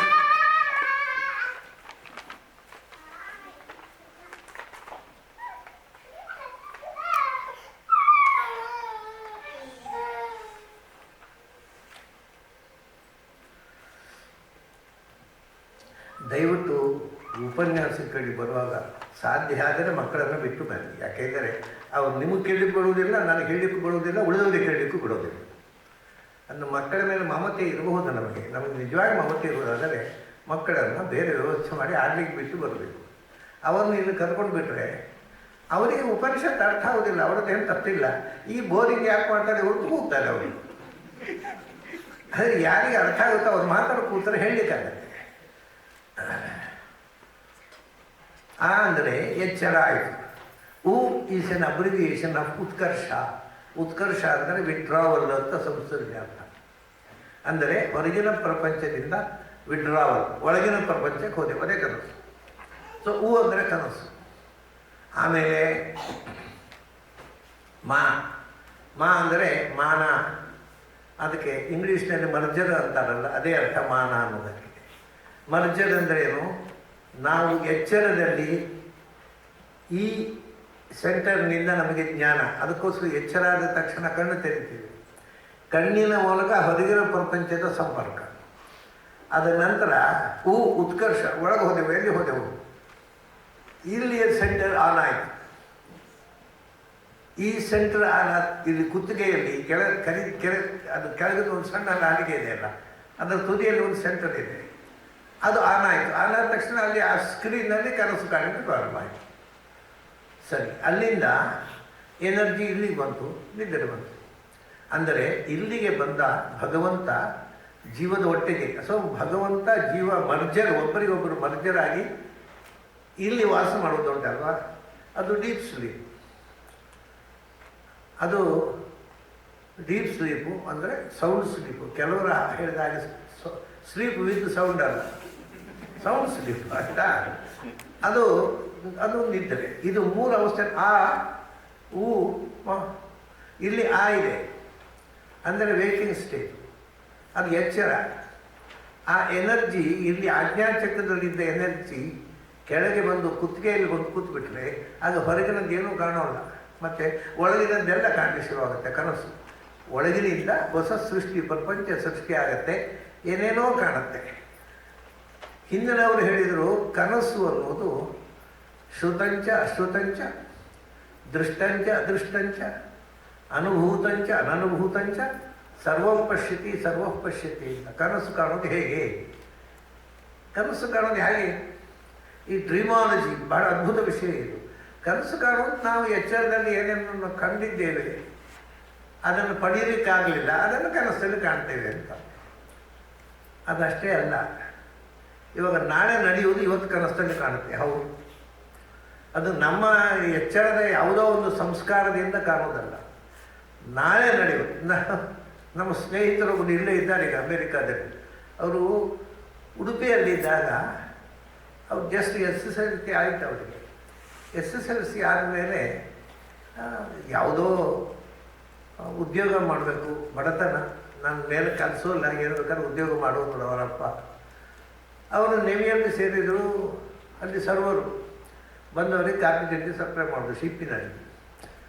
ಹಾಗಿದ್ದಾಗ ಅಲ್ಲಿಂದ ಮತ್ತೆ ಇಲ್ಲಿ ಬಂದರು, ಇಲ್ಲಿ ಸೇರಿಕೊಂಡು ಬಂದು ಇಲ್ಲೇ ಇದ್ದಾರೆ ಈಗ. ಅವರಿಗೆ ಈ ಅಲ್ಲಿ ಉಡುಪಿಯಲ್ಲಿ ಅವರು ಮೊದಲು ಸೇರಿದ್ದು ಒಂದು ಹಾಸ್ಪಿಟಲ್ನಲ್ಲಿ ಮೇಲ್ ನರ್ಸ್ ಆಗಿ. ಅಲ್ಲಿದ್ದಾಗ ಅವರಿಗೆ ರಾತ್ರಿ ಕನಸುಗಳು ಯಾವಾಗ 4 ಟ್ರ್ಯಾಕ್ ಈ ಕಡೆ 4 ಟ್ರ್ಯಾಕ್ ಈ ಕಡೆ ಅಂತಹ ದೊಡ್ಡ ರಸ್ತೆ, ಅದರಲ್ಲಿ ಆಚೆ ಈಚೆ ಸ್ಕೈ ಸ್ಕ್ರೇಪರ್ಸು, ಗಗನಚುಂಬಿಯಾದ ಕಟ್ಟಡಗಳು, ಅದರಲ್ಲಿ ಇವರು ಹೋಗೋದು. ಈ ಕನಸು ತುಂಬ ಸತಿ ಹೀಗೆ ಕನಸು ಬಿತ್ತು ಅವ್ರಿಗೆ. ಅವ್ರು ಉಡುಪಿ ಬಿಟ್ಟು ಮಂಗಳೂರು ಕೂಡ ನೋಡಿದವರಲ್ಲ. ಇದು ಎಲ್ಲಿಂದ ಬಂತು? 4 ಈ ಕಡೆ 4 ಆ ಕಡೆ 4 ಇರತಕ್ಕಂಥ ರಸ್ತೆಗಳು, ಸ್ಕೈ ಸ್ಕ್ರೇಪರ್ಸ್. ಆವಾಗ ಉಡುಪಿಯಲ್ಲೋ ಮಂಗಳೂರಿನಲ್ಲೋ ಬೆಂಗಳೂರಿನಲ್ಲೂ ಕೂಡ ಅಂಥ ಸ್ಕೈ ಸ್ಕ್ರೇಪರ್ಸ್ ಇರಲಿಲ್ಲ. ಇದು ಸುಮಾರು 60 ವರ್ಷದ ಹಿಂದಿನ ಮಾತು. 60 ವರ್ಷ ಹಿಂದೆ ಕಡೆಗೆ ಪದೇ ಪದೇ ಈ ಕನಸು ಬೀಳ್ತಿತ್ತು ಅವರಿಗೆ. ವಿಶಾಲವಾದ ರಸ್ತೆ, ಅದನ್ನು ಹೋಗ್ತಾ ಇರ್ತಾರೆ, ಆಚೆ ಈಚೆ ಭಾರಿ ಕಟ್ಟಡಗಳು. ಅವರು ಎಂದೂ ಎಚ್ಚರದಲ್ಲಿ ಅಂಥ ರಸ್ತೆಯನ್ನಾಗಲಿ ಅಂಥ ಕಟ್ಟಡವನ್ನಾಗಲಿ ನೋಡಲಿಲ್ಲ. ಅವರು ಶಿಪ್ಪಿನಲ್ಲಿ ಸರ್ವರ್ ಆಗಿದ್ದಾಗ ಯಾರೋ ಅಮೇರಿಕನ್ನು ಆ ಶಿಪ್ಪಿನಲ್ಲಿ ಪ್ರಯಾಣ ಮಾಡ್ತಾ ಇದ್ದ. ಇವರ ಚುರುಕು ನೋಡಿ, ನೀ ಯಾಕೆ ಇಲ್ಲಿ ಸರ್ವರ್ ಆಗಿದ್ದಿ, ನಿನಗೆ ನಾನು ಜಾಬ್ ಕೊಡಿಸ್ತೇನೆ, ಅಮೇರಿಕಕ್ಕೆ ಬಾ ಅಂದರು. ಭಾರಿ ಖುಷಿಯಾಗೋಯ್ತು ಅವರಿಗೆ. ರಿಸೈನ್ ಮಾಡಿ ಎಲ್ಲೋ ಸಾಲ ತಗೊಂಡು ಅಮೇರಿಕಕ್ಕೆ ಬಂದರು. ಅಮೇರಿಕಕ್ಕೆ ಬಂದು ಅವನು ಯಜಮಾನ ಯಾರು ಬರಲಿಕ್ಕೆ ಹೇಳಿದ್ದವನು ಅವರಿಗೊಂದು ಮನೆ ಕೊಟ್ಟ. ಆಮೇಲೆ ಅವರ ಹಾಸ್ಪಿಟಲ್ ಕಾಂಪ್ಲೆಕ್ಸ್ನಲ್ಲಿ ಇವರನ್ನು ಸೂಪರ್ವೈಸರಾಗಿ ಅಪಾಯಿಂಟ್ ಮಾಡಿದ. ಅವರು ಮನೆಯಿಂದ ಹಾಸ್ಪಿಟಲ್ಗೆ ಹೋಗ್ತಾರೆ, ಅದೇ ರಸ್ತೆ ಅವ್ರ ಕನಸಲ್ಲಿ ಕಂಡದ್ದು. ಅವರು ಎಚ್ಚರದಲ್ಲಿ ಕಂಡದ್ದು ನ್ಯೂಯಾರ್ಕಿನ ರಸ್ತೆ, ಮತ್ತೆ ಅದನ್ನು ಮೊದಲು ಕನಸಲ್ಲಿ ಕಂಡಿದ್ದರು. ಯಾರು ಕಾಣಿಸಿದ? ನಿಮ್ಮ ವಿಜ್ಞಾನ ಏನು ಉತ್ತರ ಕೊಡುತ್ತೆ ಇದಕ್ಕೆ ಅಂತ ಅವರು ಭಾಳ ಹೇಳ್ತಿದ್ರು. ನೀನು ಹಿಂದೆ ಅನುಭವಿಸಿದ್ದು, ನೀನು ಅನುಭವಿಸದೇ ಇದ್ದದ್ದು, ನಿನ್ನ ಜನ್ಮದಲ್ಲಿ ಎಂದೂ ಗೊತ್ತಿರದೇ ಇದ್ದದ್ದನ್ನು ಕೂಡ ನೀನು ಸ್ವಪ್ನದಲ್ಲಿ ಕಾಣಬಹುದು. ಯಾಕೆಂದರೆ ಸರ್ವಪಶಿತಿ, ನಿನಗೆ ಕನಸು ತೋರಿಸಿದವರಿದ್ದಾರಲ್ಲ, ಅವನು ಎಲ್ಲವನ್ನು ಕಂಡವರು, ಆದರೆ ನೀನು ಎಲ್ಲವನ್ನು ತೋರಿಸ್ತಾನೆ ಅಂತ. ಸೊ ಕನಸಿಗೆ ನೀವು ಆಳವಾಗಿ ಕನಸಿನ ಪ್ರಪಂಚಕ್ಕೆ ಹೋದರೆ ನೀವು ದೇವರನ್ನು ಒಪ್ಪದೆ ನಾಸ್ತಿಕರಾಗಲು ಸಾಧ್ಯವೇ ಇಲ್ಲ. ಹೀಗೆ ಇದು ಹೂವಾಯಿತು ಕನಸನ್ನು. ಆ ಅಂದರೆ ಎಚ್ಚರ, ಹೂ ಅಂದರೆ ಕನಸು, ಹೂವಾಯಿತು. ಆಮೇಲೆ ಕನಸು ಕಾಣ್ತಾ ಇದ್ದ ಹಾಗೆ ಒಮ್ಮೆ ನಿದ್ರೆ ಬಂತು. ನಿದ್ರೆ ಬಂದಾಗ ಅದನ್ನು ಮಾ ಅಂದರು. ಮಾ ಅಂದರೆ ಭಗವಂತ ಇಲ್ಲಿ ಬಂದು ಕೂತ. ವಿಶ್ವ ತೈಜಸ ಪ್ರಾಜ್ಞ ಅಂತ ಅವನ ಹೆಸರು. ಇಲ್ಲಿ ಬಂದ, ಅಲ್ಲಿ ಕೂತ್ಬಿಟ್ಟ ಜೀವದ ಒಟ್ಟಿಗೆ. ಜೀವವ ಭಗವಂತನ ಮಡಿಲಿನಲ್ಲಿ ಜೀವ ಇದೆ, ಅದು ಮರ್ಜರ್, ಭಗವಂತನ ಮರ್ಜಾದ. ಆದ್ದರಿಂದಲೇ ಹಿಂದಿನವರ ಅಬ್ಸರ್ವೇಷನ್ ನೋಡಿ, ನಾವು ಇದನ್ನು ದಿನ ಅನುಭವಿಸ್ತೇವೆ. ಬಟ್ ನಾವು ಯಾವತ್ತೂ ನಮಗೆ ಎಚ್ಚರ ಅಂದರೆ ಏನು, ಕನಸು ಅಂದರೆ ಏನು, ನಿದ್ರೆ ಏನು ಅಬ್ಸರ್ವೇ ಮಾಡೋಲ್ಲ. ಅವ್ರು ಹೇಳಿದ್ರು, ನಿದ್ರೆಯಲ್ಲಿ ಏನು ವಿಶೇಷ? ನಿದ್ರೆಯಲ್ಲಿ ಒಂದು ವಿಶೇಷ ಇದೆ. ಏನು ಅಂದರೆ, ಎಚ್ಚರದಲ್ಲಿ ನಮ್ಗೆ ಗೊತ್ತಿದೆ ದುಃಖ ಇದೆ, ಸುಖ ಇದೆ, ದುಃಖವೂ ಇದೆ. ಕನಸಿನಲ್ಲಿ ಒಳ್ಳೆ ಕನಸು ಕಂಡಾಗ ಸುಖ, ಕೆಟ್ಟ ಕನಸು ಕಂಡಾಗ ದುಃಖ. ಆದರೆ ನಿದ್ರೆಯಲ್ಲಿ ಯಾರಿಗಾದ್ರೂ ದುಃಖ ಆದದ್ದುಂಟೋ? ಆದದ್ದಿಲ್ಲ. ದುಃಖ ಇಲ್ಲದ ಆನಂದದ ಒಂದು ಸ್ಟೇಜ್ ಅಂದರೆ ನಿದ್ರೆ. ಅದಕ್ಕಾಗಿ ಕೆಲವರು ನಿದ್ರೆಯನ್ನೇ ಹೆಚ್ಚು ಮಾಡಿಬಿಟ್ರೆ 24 ಗಂಟೆಯಲ್ಲಿ ಹೆಚ್ಚು ನಿದ್ರೆ ಮಾಡಿದ್ರೆ ಹೆಚ್ಚು ಸುಖವಾಗಿರಬಹುದು ತಿಳ್ಕೊಂಡವರು ಇದ್ದಾರೆ. ಅಂದರೆ ನಿದ್ರೆಯಲ್ಲಿ ಮಾತ್ರವೇ ಮನುಷ್ಯನಿಗೆ the experience of near bliss. Sorrow ಇಲ್ಲ, ಪೇನ್ ಇಲ್ಲ, ಬರೀ ಆನಂದದ ಅನುಭವ. ಬೆಳಗಾತಿ ಎದ್ದು ಅವ್ರಿಗೆ ಅದು ಹೇಗೆ ಗೊತ್ತಾಯಿತು ಅಂದರೆ ನಿದ್ರೆಯಲ್ಲಿ ಏನಿದೆ ಅನ್ನೋದು ನಿದ್ರೆಯಲ್ಲಿ ಗೊತ್ತಾಗೋಲ್ಲ, ಎಚ್ಚರ ಆದಮೇಲೆ ಗೊತ್ತಾಗುತ್ತೆ. ಎಚ್ಚರ ಆದಮೇಲೆ ಏನು ಗೊತ್ತಾಗತ್ತೆ? ಬೆಳಗಾತಿ ಅಂತ ಹೇಳ್ತಾನೆ. ಆಗ ಬೆಳಗಾದ್ರೆ ರಾತ್ರಿ ಎಲ್ಲೋ ಏನೋ ಮರ್ಡರ್ ಆಗಿರುತ್ತೆ, ಇನ್ನೊಂದಾಗಿರುತ್ತೆ, ಕಳ್ಳತನ ಆಗಿರುತ್ತೆ, ದರೋಡೆ ಆಗಿರುತ್ತೆ, ಏನೇನೋ ಆಗಿರುತ್ತೆ. ಇವನಿಗೆ ಏನೂ ಗೊತ್ತಿಲ್ಲ, ಆನಂದ. ಬೆಳಗಾತಿ ಎದ್ದು ನಿನ್ನೆ ಏನೆಲ್ಲ ಆಯಿತು ಗೊತ್ತಾಗ. ಅವನು ಹೇಳ್ತಾನೆ ನನಗೆ ಒಂದೂ ಗೊತ್ತಿಲ್ಲ. ಯಾಕೆಂದರೆ ನಿನ್ನೆ ರಾತ್ರಿಯಿಂದ ಇವತ್ತು ಬೆಳಗ್ಗಿನ ತನಕ ನಾನು ಆನಂದವಾಗಿ ನಿದ್ರೆ ಮಾಡಿದೆ, ನನಗೇನೂ ಗೊತ್ತಿಲ್ಲ ಅಂತಾರೆ. ಆಗ ಈ ಸ್ಟೇಟ್ಮೆಂಟ್ ನಮಗೇನು ಗೊತ್ತಾಯ್ತದೆ, ಅವನಿಗೆ ನಿದ್ರೆಯಲ್ಲೂ ಕೆಲವು ಗೊತ್ತಿದೆ. ಏನು? ನಿನ್ನೆ ರಾತ್ರಿಯಿಂದ ಇವತ್ತು ಬೆಳಗ್ಗಿನ ತನಕ ನಾನು ಸುಖವಾಗಿ ನಿದ್ರೆ ಮಾಡಿದೆ ಅಂತಾರೆ. ಹಾಗಾದರೆ the sense of time is continued. ನಿನ್ನೆ ಬೆಳಗಾತಿ ಎದ್ದು ನಾನು ಮಲ್ಕೊಂಡು ಎಷ್ಟು ದಿವಸ ಆಯಿತು ಅಂತ ಯಾರು ಹೇಳೋದು. ಯಾಕೆಂದರೆ ನಿನ್ನೆ ರಾತ್ರಿ ಮಲಗಿದ್ದು ಇವತ್ತು ಬೆಳಗ್ಗೆ, ರಾತ್ರಿ ಬೆಳಗಿನ ತನಕ ದ ಟೈಮ್ ಈಸ್ ಕಂಟಿನ್ಯೂಡ್. ಅದರ sense of time is continued. ಕಾಲದ ಅರಿವು ನಿದ್ರೆಯಲ್ಲೂ ಇದೆ. ಆದ್ದರಿಂದ ಹಿಂದಿನವರು ಭಾಳ ಸುಲಭವಾಗಿ ಎಚ್ಚರ ಆಗ್ತಿತ್ತು ಅವ್ರಿಗೆ. ಯಾಕೆಂದರೆ ರಾತ್ರಿ ಮಲ್ಕೊಳ್ಳುವಾಗ ತಮ್ಮ ಸುಪ್ತ ಪ್ರಜ್ಞೆಗೆ ಆರ್ಡರ್ ಮಾಡ್ತಿತ್ತು, ನಾಳೆ ಬೆಳಿಗ್ಗೆ 4 ಗಂಟೆಗೆ ಹೇಳಪ್ಪ. ಬೆಳಗಾದ ಕರೆಕ್ಟ್ 4 ಗಂಟೆ ಎಚ್ಚರ ಆಗ್ತಿತ್ತು. ಈಗ ನಮಗೆ ಸುಪ್ತ ಪ್ರಜ್ಞೆ ಇಲ್ಲ, ಜಾಗೃತ ಪ್ರಜ್ಞೆ ಇಲ್ಲ. ಮತ್ತು ಅಲಾರ್ಮ್ ಇಡಬೇಕು, ಅದು ಟ್ರೈನ್ ಹೇಳಿದಾಗ ಎಚ್ಚರ ಆದರೆ ಆಯಿತು, ಅದಕ್ಕೂ ಎಚ್ಚರ ಆಗಿದ್ರೆ ಹೊರಗೆ ಹೊರಗೆ. ನಾವು ಎಕ್ಸ್ಟರ್ನಲ್ ಇನ್ಸ್ಟ್ರೂಮೆಂಟ್ ಇಲ್ಲದೆ ನಾವು ಒಳಗಿನ ಪವರನ್ನು ಕಳ್ಕೊಂಡೇವೆ. ಆಯಿತು,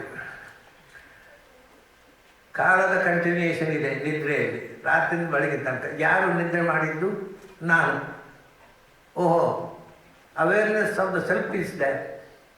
ಯಾರು ನಿನ್ನೆ ರಾತ್ರಿ ಮಲಗಿದ್ಯಾರು, ಇವತ್ತು ಎದ್ದು ಹೇಳುವುದು ಯಾರು ಅಂತ ಯಾರಿಗೂ ಕಾಣೋಲ್ಲ.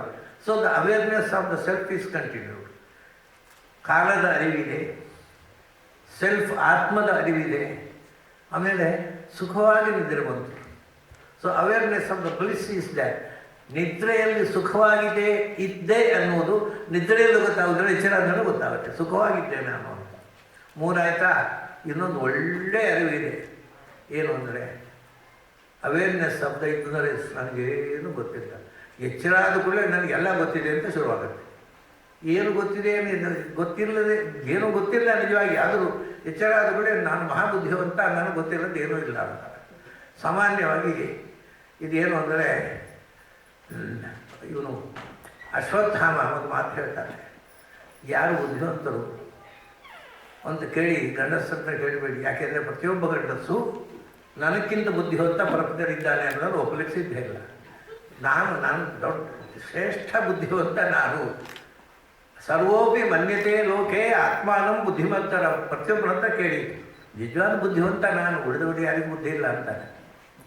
ನೀವು ಹೆಣ್ಮಾಡ್ತಾರೆ ಕೇಳಿ, ನಿಜವಾಗ ಬುದ್ಧಿವಂತರ ಹೆಂಗಸರು, ಗಂಡಸರಿಗೆ ಅಂತ ತಿಳಿಯೋಲ್ಲ ಅಂತಾರೆ ಅವರು. ಅದೇ ಪ್ರತಿಯೊಬ್ಬರಿಗೂ ಸೆಲ್ಫ್ ಕಾನ್ಫಿಡೆನ್ಸ್. ಗಂಡಸರಿಗೆ ಸಾಮಾನ್ಯವಾಗಿ ಗಂಡಸರಿಗೆ ಏನೂ ತಿಳಿಯೋಲ್ಲ. ನಮ್ಮ ವಿಜಯವಾಡಗಂತೂ ಏನೂ ತಿಳಿಯೋಲ್ಲ. ಇದು ಎಲ್ಲ ಹೆಣ್ಣಿನ ಕಾಮನ್ ಸೈಕಾಲಜಿ. ಅದು ಯಾರು ಗಂಡಸರಿಗೆ ಬುದ್ಧಿ ಇದೆ ಅನ್ನೋದು ಸಾಮಾನ್ಯ ಯಾವ ಹೆಂಗಸರು ಒಪ್ಪಲ್ಲ. ಅದು ತಮ್ಮ ಯಜಮಾನರಿಗೆ ಬುದ್ಧಿ ಇದೆ ಅಂತ ತಳ್ಕೊಳ್ಳೋದೇ ಇಲ್ಲ. ಅಯ್ಯೋ ಅವರಿಗೆ ಏನೂ ಗೊತ್ತಿರಲಿ, ನಾನಾದ್ರಿಂದ ಆಯಿತು, ಇಲ್ಲಾಂದ್ರೆ ಏನೋ ಆಗಿಬಿಡ್ತಿತ್ತು ಅಂತಾರೆ. ಅವರು ಕೈ ಹಿಡಿದ್ರಿಂದ ನಡೀತಾ ಇದೆ ಸಂಸಾರ, ಇದನ್ನು ಏನೋ ಆಗಿಬಿಡ್ತಿತ್ತು ಅಂತಾರೆ. ಇದು ಅಂದರೆ ದಿಸ್ ಕೈಂಡ್ ಆಫ್ ಇಗೋ ಅದು ಕಾಮನ್ ಎಲ್ಲರಲ್ಲೂ, ಗಂಡಸರಲ್ಲಿ ಹೆಂಗಸರಲ್ಲಿ ಈ ಇಗೋ ಇರ್ತದೆ. ಆದರೆ ನಿದ್ರೆಯಲ್ಲಿ ಈ ಇಗೋ ಇಲ್ಲ. ಇಗೋಲೆಸ್ನೆಸ್ ಗ್ರೇಟ್ ಕ್ವಾಲಿಟಿ. ನಿದ್ರೆಯಲ್ಲಿ ಅಹಂಕಾರವೇ ಇಲ್ಲ, ನನಗೇನೂ ಗೊತ್ತಿಲ್ಲ, ಚೆನ್ನಾಗಿ ಗೊತ್ತಿದೆ ಅವನಿಗೆ. He knows that he knows not. ಹಾಗೆ ಇದು ನಿದ್ರೆ. ನಿದ್ರೆ ಬಂತು ಅಲ್ಲ, ಒಂದು ಕೃಷ್ಣ ಭಗವಂತ ಎಬ್ಬಿಸ್ತಿದ್ರೆ ಏನು ಮಾಡಬೇಕು? ಎಬ್ಬಿಸಿದವ. ಹಾಗೆ ಇದು ನೋಡಿ, ಇದಿದ್ದರೆ ಇದು ಅಕಾರ ಅಂದರೆ ಎಚ್ಚರ, ಉಕಾರ ಅಂದರೆ ಕನಸು, ಮಕಾರ ಅಂದರೆ ನಿದ್ದೆ. ಹಾಗೆ ಜೀವನ ಅಂದರೆ ಏನು? ಓಂ. ಓಂನಲ್ಲಿ ನಮ್ಮ ಇಡೀ ಜೀವನದ ಸ್ಥಿತಿಗತಿಯನ್ನು ಹಿಡಿದಿಟ್ಟಿದ್ದಾರೆ. ಅದು ಕ್ಯಾಪ್ಸೂಲ್. ಆಯಿತು, 3 ಅವಸ್ಥೆಗಳನ್ನು ಅನುಭವಿಸಿದೆವು. ಮುಂದೆ ಏನು? ಇವಾಗ ಓಂಕಾರ ಅಂತಂದರೆ ಎಚ್ಚರ ಕನಸು ನಿದ್ರೆ. ಎಚ್ಚರ ಕನಸು ನಿದ್ರೆ ಅಲ್ಲ, ಎಚ್ಚರವನ್ನು ನಿಯಂತ್ರಿಸುವ ಭಗವಂತನ ಎಚ್ಚರ ಕೊಡುತ್ತಾನೆ. ಇಲ್ಲಿ ಭಗವಂತ ಇಲ್ಲಿ ಬಂದು ಕೂತು ಅವನು ಕಣ್ತೆರೆಸಿದರೆ ಆಗ ನಮಗೆ ಎಚ್ಚರದ ಅನುಭವ. ಸೊ ಎಚ್ಚರದ ಅನುಭವವನ್ನು ಯಾರು ಕೊಡ್ತಾನೋ ಅವನು ಆ ಎಚ್ಚರ ಅಲ್ಲ. ಆಮೇಲೆ ಎಚ್ಚರ ಯಾರು ಕೊಡುವುದು? ನಾನೇ. ನನ್ನ ಕಣ್ಣಿನಿಂದ ನಾನು ನೋಡುವುದು, ನನ್ನ ಕಿವಿಯಿಂದ ನಾನು ಕೇಳುವುದು. ಯಾರು ಆಗಬೇಕು? ಹೌದಾ? ನಿಮಗೆ ಕಣ್ಣು ಹೇಗೆ ಬಂತು? ನಿಮಗೆ ಕಣ್ಣು ಕೊಟ್ಟವನು ಯಾರು? ಹುಟ್ಟುವಾಗ ಕುರುಡನಾಗಿ ಹುಟ್ಟಿದರೆ ಕಾಣ್ತಿತ್ತಾ? ನೀವು ಕಣ್ಣು ತರಿಸಿಕೊಂಡದ್ದ ಅಲ್ಲ. ಹುಟ್ಟುವಾಗಲೇ ಕಣ್ಣಿತ್ತು, ಕಂಡಿತ್ತು, ನೋಡಿದೆವು ಅಷ್ಟೇ. ಯಾರು ಕಣ್ಣು ಕೊಟ್ಟವನು, ಕಣ್ಣಿನ ಮುಂದೆ ಆಬ್ಜೆಕ್ಟ್ ಇಟ್ಟವನು ಅವನು. ಆಮೇಲೆ ಒಳಗೆ ಕನಸಿನ ಪ್ರಪಂಚ ಬಂದಿದ್ದು. ನಾನು ಈಗ ಹೇಳಿದೆ, ನಾವು ಎಂದೂ ಕಂಡು ಕೇಳಿ ಅರಿಯದ ಕನಸನ್ನು ಒಳಗಿಂದ ನೋಡಿದೆವು. ಕಲ್ಕತ್ತಾದಲ್ಲಿ ಡಮ್ ವಿಮಾನ ನಿಲ್ದಾಣದಲ್ಲಿ ಒಂದು ಘಟನೆ ನಡೆಯಿತು. ಅಲ್ಲಿ ವಿಮಾನದಲ್ಲಿ ಒಬ್ಬರು ಬರೋರಿದ್ದರು, ಕಲ್ಕತ್ತಾದ ನಿವಾಸಿಗಳು, ವಿದೇಶದಿಂದ ಒಂದು ಪ್ಲೇನ್ನಲ್ಲಿ ಬರುವರಿದ್ದರು. ಅವ್ರು ಮನೆಗೆ ಫೋನ್ ಮಾಡಿ ತಿಳಿಸಿದರು, ಇಂಥ ಪ್ಲೇನಲ್ಲಿ ನಾನು ಬರ್ತಾ ಇದ್ದೇನೆ ಅಂತ. ಮರುದಿನ ಬೆಳಿಗ್ಗೆ ಆ ಪ್ಲೇನು ಲಂಡನ್ಗೆ ಡಮ್ ವಿಮಾನದಲ್ಲಿ ಇಳಿಬೇಕು. ಅವತ್ತು ಮುಂಚಿನ ದಿವಸ ರಾತ್ರಿ ಆ ಮನೆ ಯಜಮಾನಿ ಕನಸು ಏನು ಅಂದರೆ, ಇವರ ಬಂಧು ಬರಬೇಕಾಗಿದ್ದ ಪ್ಲೇನು ಕ್ರ್ಯಾಶ್ ಆಯಿತು, ಅವರು ಸತ್ತು ಹೋದರು. ಕನಸು ಆಗಿಲ್ಲ ಇನ್ನೂ ನಡೆದದ್ದು. ಮತ್ತೆ ಮರುದಿವಸ ಪೇಪರ್ನಲ್ಲಿ ನೋಡಿದರೆ ಅದು ಕ್ರ್ಯಾಶ್ ಆಗಿದೆ, ಅವರು ಸತ್ತು ಹೋಗಿದ್ದಾರೆ. ಅಂದರೆ ಇಂಥದ್ದು ಮುಂದೆ ಆಗುವುದನ್ನು ಎರಡು ವಿಧ. ಮುಂದೆ ಆಗುವುದನ್ನು ನಾವು ಎಚ್ಚರದಲ್ಲಿಯೂ ನೋಡ್ಬೋದು, ಕನಸಿನಲ್ಲಿ ಅಂತೂ ಯಾವುದೂ ನೋಡ್ಬೋದು. ಎಚ್ಚರದಲ್ಲಿ ನೋಡಬೇಕಾದ್ರೆ ಸ್ವಲ್ಪ ಎಚ್ಚರ ಇರಬೇಕು. ನಾವು ಎಚ್ಚರ ಇಲ್ಲದೆ ಬದುಕೋ ನಮಗೆ ಗೊತ್ತಾಗಲ್ಲ. ಎಚ್ಚರದಿಂದ ಅಂದರೆ ಅದೇನು ಮಾಡ್ತದೆ, ಎಚ್ಚರದ ಬಗೆಗೆ ಎಚ್ಚರಾಗು. ಆಮೇಲೆ ಕನಸು ಹೇಗೆ ಬಿತ್ತು ಯೋಚನೆ ಮಾಡು, ಹಾಗೆ ಕನಸಿನ ಬಗೆಗೆ ಎಚ್ಚರಾಗು ಅದು. ಆಮೇಲೆ ನಿದ್ರೆಯ ಬಗೆಗೂ ಎಚ್ಚರಾಗು. ನಿದ್ರೆಯಲ್ಲಿರುವ ಎಚ್ಚರವನ್ನು ಎಚ್ಚರದಲ್ಲಿ ಯಾಕೆ ಕಳ್ಕೊಳ್ತೀಯ? ನಿದ್ರೆಯಲ್ಲಿ ಏನೂ ಗೊತ್ತಿಲ್ಲ ಅನ್ನೋದು ಗೊತ್ತಿತ್ತು, ಅದು ಎಚ್ಚರ ಆದ್ಕೊಂಡು ಯಾಕೆ ಮಾಯವಾಯಿತು? ಈ ಈಗೋ ಯಾಕೆ ಬಂತು? ಹಾಗಾಗಿ ಎರಡು ಒಟ್ಟಿಗೆ ನೋಡಿ. ಈಗೋ ಅದರಲ್ಲಿ ಮೊದಲು ಇ ಇದ್ದರೆ ಕೊನೆಗೆ ಡಿ ಬರೋಲ್ಲ, ಕೊನೆಗೆ ಡಿ ಇದ್ದರೆ ಮೊದಲು ಇ ಇರಬಾರ್ದು. ಸೊ ಈಗೋ ಮಸ್ಟ್ ಗೋ. ಇರೋದಂದರೆ ನಿಮಗೆ ಜಿಒ ಡಿ ಗೊತ್ತಾಗೋಲ್ಲ, ಜಿಒ ಎಲ್ ಡಿ ಗೊತ್ತಾಗ್ಬೋದು, ಅಲ್ಲಿ ಜಿಒ ಡಿ ಗೊತ್ತಾಗೋಲ್ಲ. ಇದು ಈ ರೀತಿಯ ಎಚ್ಚರವನ್ನು ಹುಟ್ಟಿಸುವಂಥ ಓಂಕಾರ. ಎಚ್ಚರ ನಿನ್ನ ಅಧೀನವಾಗಿಲ್ಲ, ನಿನ್ನನ್ನು ಎಚ್ಚರಿಸುವವನು ಯಾರು ಅನ್ನೋದ್ರ ಬಗ್ಗೆ ಎಚ್ಚರ ಆಗು. ಕನಸು ನಿನ್ನ ಅಧೀನದಲ್ಲಿಲ್ಲ. ನಿನಗೆ ಕನಸು ಕೊಟ್ಟು ಅಂತರಂಗದ ಪ್ರಪಂಚವನ್ನು ತೆರೆದಿಟ್ಟವನು ಯಾರು, ಅದನ್ನು ಯೋಚಿಸು. ನಿದ್ರೆ ಬಂತು, ನಿನಗೆ ಎಚ್ಚರ ಆದದ್ದು ಯಾರಿಂದ? ಅವನನ್ನು ನೆನಪಿಸು. ಹೀಗೆ ಎಚ್ಚರ, ಕನಸು, ನಿದ್ರೆ ಇರ್ತಕ್ಕಂಥ ವಿಶ್ವ, ತೈಜಸ, ಪ್ರಾಜ್ಞ, ಈ ಮೂರು ಭಗವಂತನ ಶಕ್ತಿಗಳನ್ನು, ನಮ್ಮ ಮೂರು ಅವಸ್ಥೆಯಲ್ಲಿ ಭಗವಂತ ನಮ್ಮನ್ನು ಹೇಗೆ ಒಳಗಿನಿಂದ ಕೂತು ಬದುಕಿಸ್ತಾ ಇದ್ದಾನೆ ಅನ್ನೋದನ್ನು ಯೋಚಿಸು. ನಮಗೆ ಭಗವಂತನ ಎಚ್ಚರ ನೀಡುವಂಥದ್ದು ಓಂಕಾರ. ಇದು ಒಂದು ಮುಖ ಆಯ್ತು ಈಗ. ಆದರೆ ಭಗವಂತನನ್ನು ಎಚ್ಚರ ಮಾಡುವಂದರೆ ತಿಳ್ಕೋಬೇಕು. ಭಗವಂತನ ತಿಳ್ಕೊಳ್ಳೋದು ಹೇಗೆ? ಅದಾದರೂ ಹೇಳಿದ್ರೆ ದೇವರನ್ನು ತಿಳ್ಕೊಂತೀರಿ. ನಮಗೆ ಯಾವುದೇ ಒಂದು ವಸ್ತುವನ್ನು ತಿಳ್ಕೋಬೇಕಾಗಿದ್ದರೆ ಅದು ಶಬ್ದದ ಮೂಲಕ ಅಲ್ವಾ? ಕಾಣಲಿಕ್ಕೆ ಸಿಗದ ವಸ್ತುವನ್ನು ತಿಳ್ಕೊಳ್ಳೋದಕ್ಕೆ ಶಬ್ದ ಮಾತ್ರ ಸಾಧನ. ಭಗವಂತನ ತಿಳ್ಕೊಳ್ಳೋದು ಹೇಗೆ ಅಂತ. ಸತ್ಯಕ್ಕೂ ನಮಗೆ ಗೊತ್ತಿಲ್ಲದ ವಸ್ತುವನ್ನು ಶಬ್ದ ತಿಳಿಸೋದಿಲ್ಲ. ನಾವು ಶಬ್ದದ ಮೂಲಕ ಹೇಳೋದು. ಶಬ್ದದ ಮೂಲಕ ನಮಗೆ ಗೊತ್ತಿಲ್ಲದ ವಸ್ತುವನ್ನು ಶಬ್ದದ ಮೂಲಕ ಹೇಳಲಿಕ್ಕೆ ಆಗುವುದಿಲ್ಲ. ಯಾಕೆಂದರೆ ನೋಡಿ, ನೀವೇ ಇವಾಗ ಒಬ್ಬ ಹಳ್ಳಿಯ ಹುಡುಗ ಇದ್ದಾನೆ, ಅವನಿಗೆ ಎಲಿಫೆಂಟ್ ಅಂದರೆ ಆನೆ ಅಂತ ಗೊತ್ತಿಲ್ಲ, ಅವನು ಇಂಗ್ಲೀಷೇ ಗೊತ್ತಿಲ್ಲ ಅವನಿಗೆ. ಅವನದು ಶಬ್ದದ ಮೂಲಕ ಹೇಳಬೇಕು. ನಾನು ಹೇಳಿದೆ ಅದು ಎಲಿಫೆಂಟ್ ಅಂದರೆ ಏನು ಅಂತ ಕೇಳ್ತಾನೆ. ಯಾಕೆಂದರೆ ಶಬ್ದವೇ ಅವನಿಗೆ ಆನೆ, ಎಲಿಫೆಂಟ್ ಅನ್ನೋ ಶಬ್ದದಿಂದ ಆನೆ ಅಂತ ಅರ್ಥ ಆಗಬೇಕಾಗಿದ್ದರೆ ಆನೆ ಅನ್ನೋ ವಸ್ತುವಿನ ಪರಿಚಯ ಇರಬೇಕು, ಅದರ ಹೆಸರು ಎಲಿಫೆಂಟ್ ಅನ್ನೋದು ಗೊತ್ತಿರಬೇಕು. ಆವಾಗ ಮಾತ್ರ ಭಾಷೆ ಕಮ್ಯುನಿಕೇಟ್ ಮಾಡುತ್ತೆ. ಯಾವ ವಸ್ತು ನಮಗೆ ಗೊತ್ತಿಲ್ಲವೋ ಅದರಲ್ಲಿ ಯಾವ ಶಬ್ದದಿಂದಲೂ ಕಮ್ಯುನಿಕೇಟ್ ಮಾಡಲಿಕ್ಕೆ ಆಗೋದಿಲ್ಲ. ಈ ಭಾಷೆ ಲಿಮಿಟೇಷನ್ನೇ ಬಹಳ ಏನೋ ಗೊತ್ತಿಲ್ಲ. ನಮಗೆ ಗೊತ್ತಿಲ್ಲದ ವಸ್ತುವನ್ನು ಇದನ್ನು ಬಹಳ ಸಂಸ್ಕೃತದಲ್ಲಿ ಬಹಳ ಚಮತ್ಕಾರವಾಗಿ ಹೇಳ್ತಾರೆ. ಒಬ್ಬ ಮನುಷ್ಯ ಮಡಿವಂತ, ಅವನು ಕಾಫಿ ಟೀ ಎರಡೂ ಕುಡಿಯಲೇ ಇಲ್ಲ. ಅವನು ಕೇಳ್ತಾನೆ ಈ ಕಾಫಿ ಹೇಗಿದೆಯೋ ಅಂತ. ಹೇಳ್ರಿ ನೋಡು ಹೇಗಿದೆ ಅಂತ. ಕಾಫಿ ಹೇಗಿದೆ ಕುಡಿದು ನೋಡ್ರಿ ಸ್ವಾಮಿ, ನಮಗೆ ಹೇಳೋಕ್ಕಾಗಲ್ಲ. ಕಾಫಿ ಕುಡ್ದೇ ನೋಡಬೇಕು ನಾವು. ವರ್ಣನೆ ಬೆಳಗಿನ ತನಕ ಭಾಷಣ ಮಾಡಿದ್ರೆ ಕಾಫಿ ಆಗಿದೆ ಅಂತ ಗೊತ್ತಾಗಲ್ಲ. ಆದ್ದರಿಂದ ಒಂದು ವಸ್ತು ಹೇಗಿದೆ ಅಂತ ಶಬ್ದದಿಂದ ಹೇಳಲಿಕ್ಕೆ ಆಗುವುದಿಲ್ಲ. ಮತ್ತೆ ಏನು ಮಾಡ್ಬೋದು, ಕಾಫಿಯಿಂದ ಟೀ ಹಾಗಿಲ್ಲ, ಕಾಫಿಯಿಂದ ಜ್ಯೂಸಿನ ಹಾಗಿಲ್ಲ, ಮತ್ತು ಹೇಗುಂಟು ಕುಡಿದ್ರು ಹೇಳಲಿಕ್ಕೆ ಆಗಲ್ಲ. ಯಾವುದೇ ಒಂದು ವಸ್ತು ನಮಗೆ ಗೊತ್ತಿಲ್ಲದನ್ನು ಶಬ್ದದಿಂದ ಹೇಳಲಿಕ್ಕೆ ಆಗೋದಿಲ್ಲ. ಈಗ ವಿಷಯ ಏನು ಅಂದರೆ ದೇವರ ಬಗ್ಗೆ ಹೇಳಿ ಅಂತ ಯಾವ ಶಬ್ದದಿಂದ ಹೇಳಿದ್ರು ದೇವರ ಬಗ್ಗೆ ಗೊತ್ತಿಲ್ಲ ನಮಗೆ, ನೀವು ಯಾವ ಶಬ್ದ ಹೇಳಿದ್ರು ಗೊತ್ತಾಗಲ್ಲ. ಆದ್ದರಿಂದ ದೇವರನ್ನು ತಿಳ್ಕೋಬೇಕು ಅಂತ ಹೇಳ್ತೀವಿ. ಗೊತ್ತಿಲ್ಲದ ವಸ್ತುವನ್ನು ಯಾವ ಶಬ್ದದಿಂದ ತಿಳ್ಕೊಳ್ಳೋದು?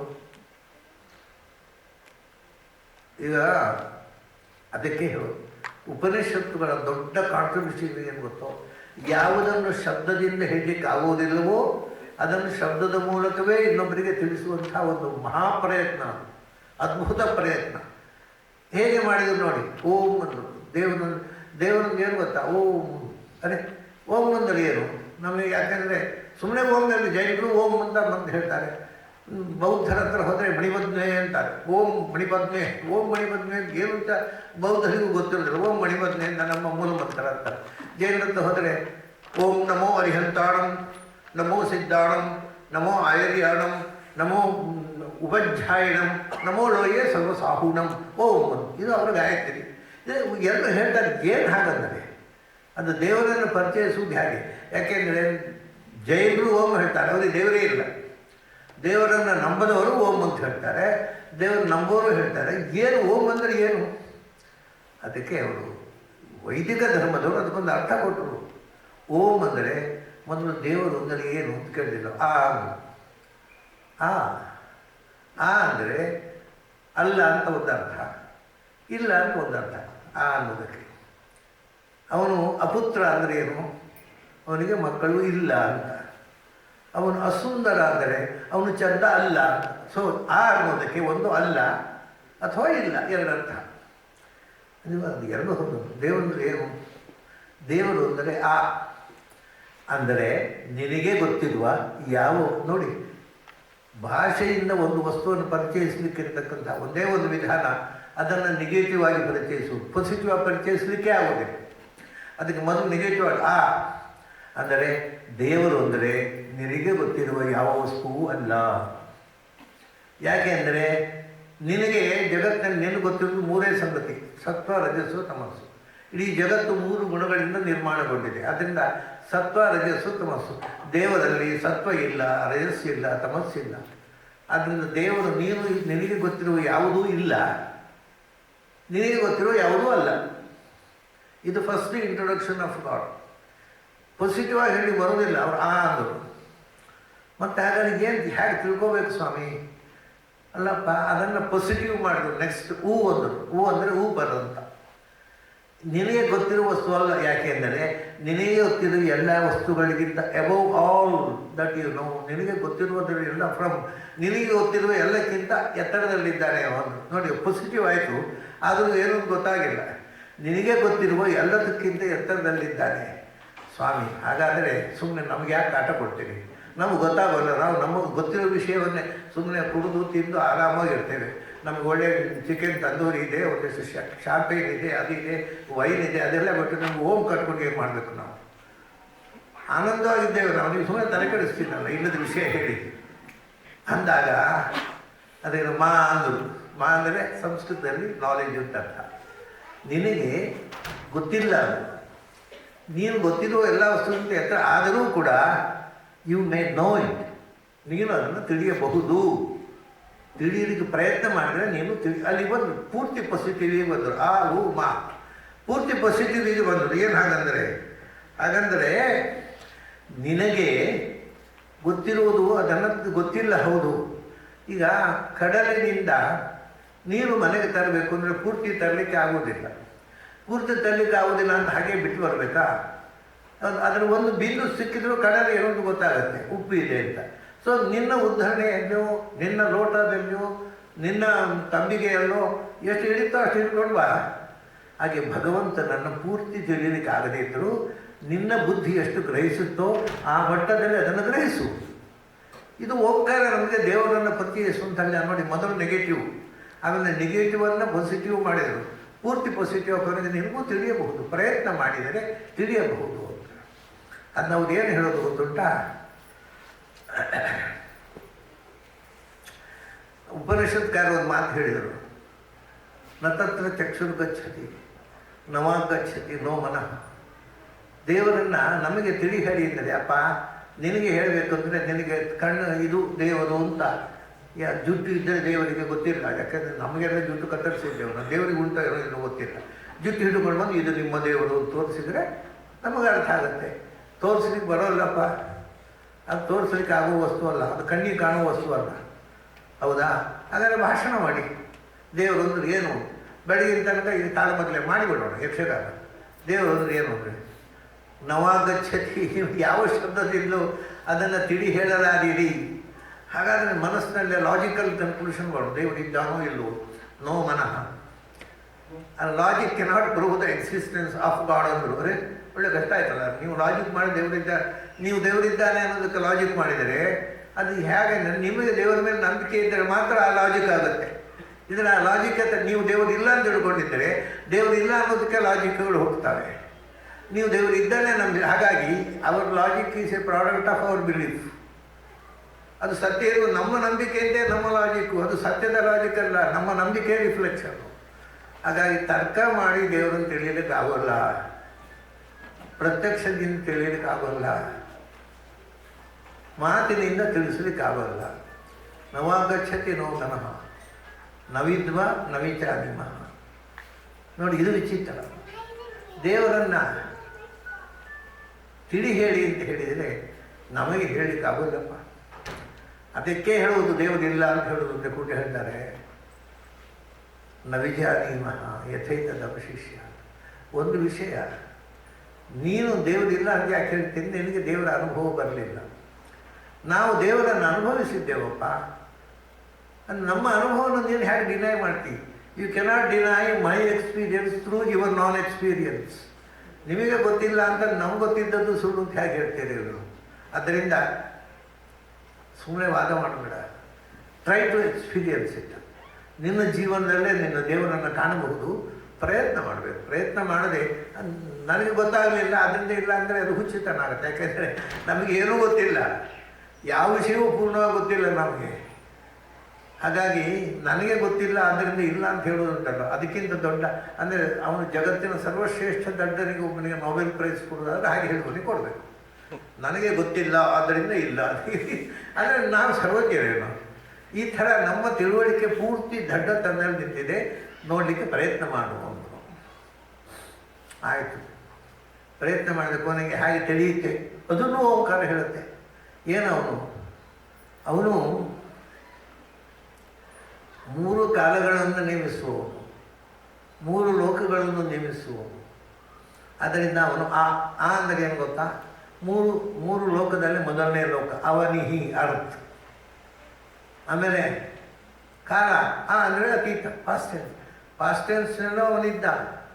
ಆಮೇಲೆ ಅಂದರೆ ಭೂಮಿ, ಮೂರು ಲೋಕಗಳಲ್ಲಿ ಮೊದಲನೇ ಲೋಕ ಭೂಮಿ, ಅದರಲ್ಲಿ ಅವನು ತುಂಬಿದ್ದಾನೆ. ಆಮೇಲೆ ಎರಡನೇ ಬನ್ನಿ ಹೂ ಅಂದರೆ ಈಗಷ್ಟೇ ಉತ್ಪನ್ನವಾದ ಕಾಲ, ಪ್ರೆಸೆಂಟ್ ಟೆನ್ಸ್ ಹೂ. ಆಮೇಲೆ ಇದಕ್ಕಿಂತ ಉಪರಿ ಇದರ ಮೇಲೆ ಇರುವ ಅಂತರಿಕ್ಷ ಲೋಕ. ನೋಡಿ, ಅಂತರಿಕ್ಷ ಲೋಕ ಬೇರೆ, ಪೃಥ್ವಿ ಲೋಕ ಬೇರೆ. ಯಾಕೆ ಅಂದರೆ ನಮಗೆ ಅಟ್ಮಾಸ್ಫಿಯರ್ ಟೆಂಪರೇಚರ್ ಬೇರೆ, ಅರ್ಥನ ಟೆಂಪರೇಚರ್ ಬೇರೆ. ಇಲ್ಲಿ ಮೇಲೆ ಥಂಡಿ ಇದ್ದು ಇಲ್ಲಿ ಬಿಸಿ ಆಗ್ಬೋದು, ಇಲ್ಲಿ ಥಂಡಿ ಇದ್ದು ಅಲ್ಲಿ ಬಿಸಿ ಆಗ್ಬೋದು. ಆದ್ದರಿಂದ ಇದು ಅದು ಹೂ ಅಂದರು. ಆಯಿತು, ಅಂತರಿಕ್ಷದಲ್ಲಿ ತುಂಬಿದ್ದಾನೆ, ಅರ್ಥಿನಲ್ಲಿ ಪೃಥ್ವಿಯಲ್ಲಿ ತುಂಬಿದ್ದಾನೆ, ಅತೀತದಲ್ಲಿ ತುಂಬಿದ್ದಾನೆ, ಈಗ ಉತ್ಪನ್ನವಾದ ವರ್ತಮಾನಗಳು ತುಂಬಿದ್ದಾನೆ. ಮತ್ತು ಮಾ ಅಂದರೆ ಜ್ಞಾನ ಸ್ವರೂಪವಾದ ಲೋಕ ಅಂದರೆ ಸ್ವರ್ಗ. ಭುವ ಸ್ವರ್ಲೋಕ. ಆಮೇಲೆ ಅಂದರೆ ಮುಂದೆ ನಿರ್ಮಾಣವಾಗಬೇಕಾದ ಕಾಲ, ಫ್ಯೂಚರ್ ಟೆನ್ಸ್. ಹೋಗಿ ಯಾವುದು ಮೂರು ಕಾಲದಲ್ಲಿಯೂ ಇದೆಯೋ, ಮೂರು ಲೇಖದಲ್ಲಿಯೂ ಇದೆಯೋ ಅದು ದೇವರು ಅಂತ. ಯಾಕಂದ್ರೆ ನಾವು ಮೂರು ಕಾಲದಲ್ಲಿಲ್ಲ, ನಾವು ಹುಟ್ಟು ಮುಂಚೆ ಇರಲಿಲ್ಲ, ಸತ್ತ ಮೇಲೆ ಇರೋಲ್ಲ. ಯಾವುದು ಮೂರು ಕಾಲದಲ್ಲಿಯೂ ಇದೆಯೋ, ಯಾವುದು ಮೂರು ಲೋಕದಲ್ಲೂ ತುಂಬಿದೆಯೋ ಅದು ದೇವರು ಒಂದು. ಅಲ್ಲಪ್ಪ 3 ಕಾಲದಲ್ಲಿ ಕಾಲವೂ ಇದೆ, ಆಕಾಶ ಇದೆ, ಅದಲ್ಲ. ನಾವು ಹೇಳಿದಾಗೂ ಚೈತನ್ಯದ ಬಗ್ಗೆ, ಅರಿವಿನ ಬಗ್ಗೆ. 3 ಕಾಲದಲ್ಲಿ ಇರುವಂಥ ಪ್ರಜ್ಞೆ, 3 ಕಾಲದಲ್ಲಿ ಇರುವ 3 ದೇಶದಲ್ಲಿರುವ ಪ್ರಜ್ಞೆ ಯಾವುದು? ಅದು ಸರ್ವಕಾಲ ದೇಶ ವ್ಯಾಪಿ ಅಂತ ಹೇಳ್ತೀವಿ. ಅದನ್ನೇ ನಾವು 3 ಕಾಲದಲ್ಲಿ ಇರೋದನ್ನೇ ಆಮ್ನಿ ಪ್ರೆಸೆಂಟ್ ಅಂತ ಹೇಳೋದು. 3 ಎಲ್ಲ ಕಡೆ ಇರುವಂಥದ್ದು, ಎಲ್ಲ ಕಡೆ ಇರುವಂಥದ್ದು, ಎಲ್ಲ ಕಾಲ ಇರುವುದು ಯಾವುದೋ ಅದೇ ಆಮ್ನಿ ಪ್ರೆಸೆಂಟ್, ಅದೇ ಓಂ. ಆಮೇಲೆ ಅವತ್ತು ಇನ್ನೊಂದು ಆಕಾರ ಉಕಾರ ಮಕಾರದಿಂದ ಭೂಮಿ ಆಯಿತು, 3 ಅಂತರಿಕ್ಷ ಆಯಿತು, ಸ್ವರ್ಗ ಆಯಿತು, ಭೂತಕಾಲ, ವರ್ತಮಾನ ಕಾಲ, ಮುಂದೆ ಭವಿಷ್ಯತ್ ಕಾಲ ಆಯಿತು. ಅದು ಅಲ್ಲದೆ ಭಗವಂತ ಹೇಗಿದ್ದಾನೆ, ಅವನ ಗುಣಗಳನ್ನು ತಿಳ್ಕೋಬೇಕು ನಾವು. ಅದು ಹೇಳ್ತಾರೆ, ಒಂದು ಆ ಅಂದರೆ ಆನಂದ ಸ್ವರೂಪ. ನಾವೆಲ್ಲ ನಮ್ಮದು ಆನಂದದ ಜೊತೆಗೆ ದುಃಖವೂ ಇದೆ ನಮಗೆ. ಯಾರಿಗೆ ದುಃಖ ಇಲ್ಲದ ಕೇವಲ ಆನಂದ ಇದೆಯೋ ಅದು ದೇವರು ಒಂದು. ಆಗೊಂದು ಉಂಟಾದರೆ ನಿಮಗೆ ನಿದ್ರೆಯಲ್ಲಿ ಗೊತ್ತು ಅನುಭವ ಉಂಟಲ್ಲ. ನಿಮಗೆ ನಿದ್ರೆಯಲ್ಲಿ ಮಾತ್ರ ಆನಂದ ಆಗೋದು. ಅವರಿಗೆ ಎಲ್ಲ ಕಾಲದಲ್ಲೂ ಎಚ್ಚರ ಕನಸು ನಿದ್ರೆಯೇ ಇಲ್ಲ ಅವರಿಗೆ. ಅವನು 3 ಅವಸ್ಥೆಗಳಿಂದ ಅತೀತ, ಅವನು ಆನಂದ ಸ್ವರೂಪ. ಅದರಿಂದ ಆ ಅಂದರೆ ಆನಂದ ಸ್ವರೂಪ. ಆಮೇಲೆ ಭಗವಂತ ಎಲ್ಲರಿಗಿಂತ ಶ್ರೇಷ್ಠವಾದ ವಸ್ತು ಅದು. ಅದಕ್ಕಿಂತ ಮಿಗಿಲಾದ ವಸ್ತು ಇನ್ನೊಂದಿಲ್ಲ. ಆದ್ದರಿಂದ ಅವನು ಉತ್ತಮ.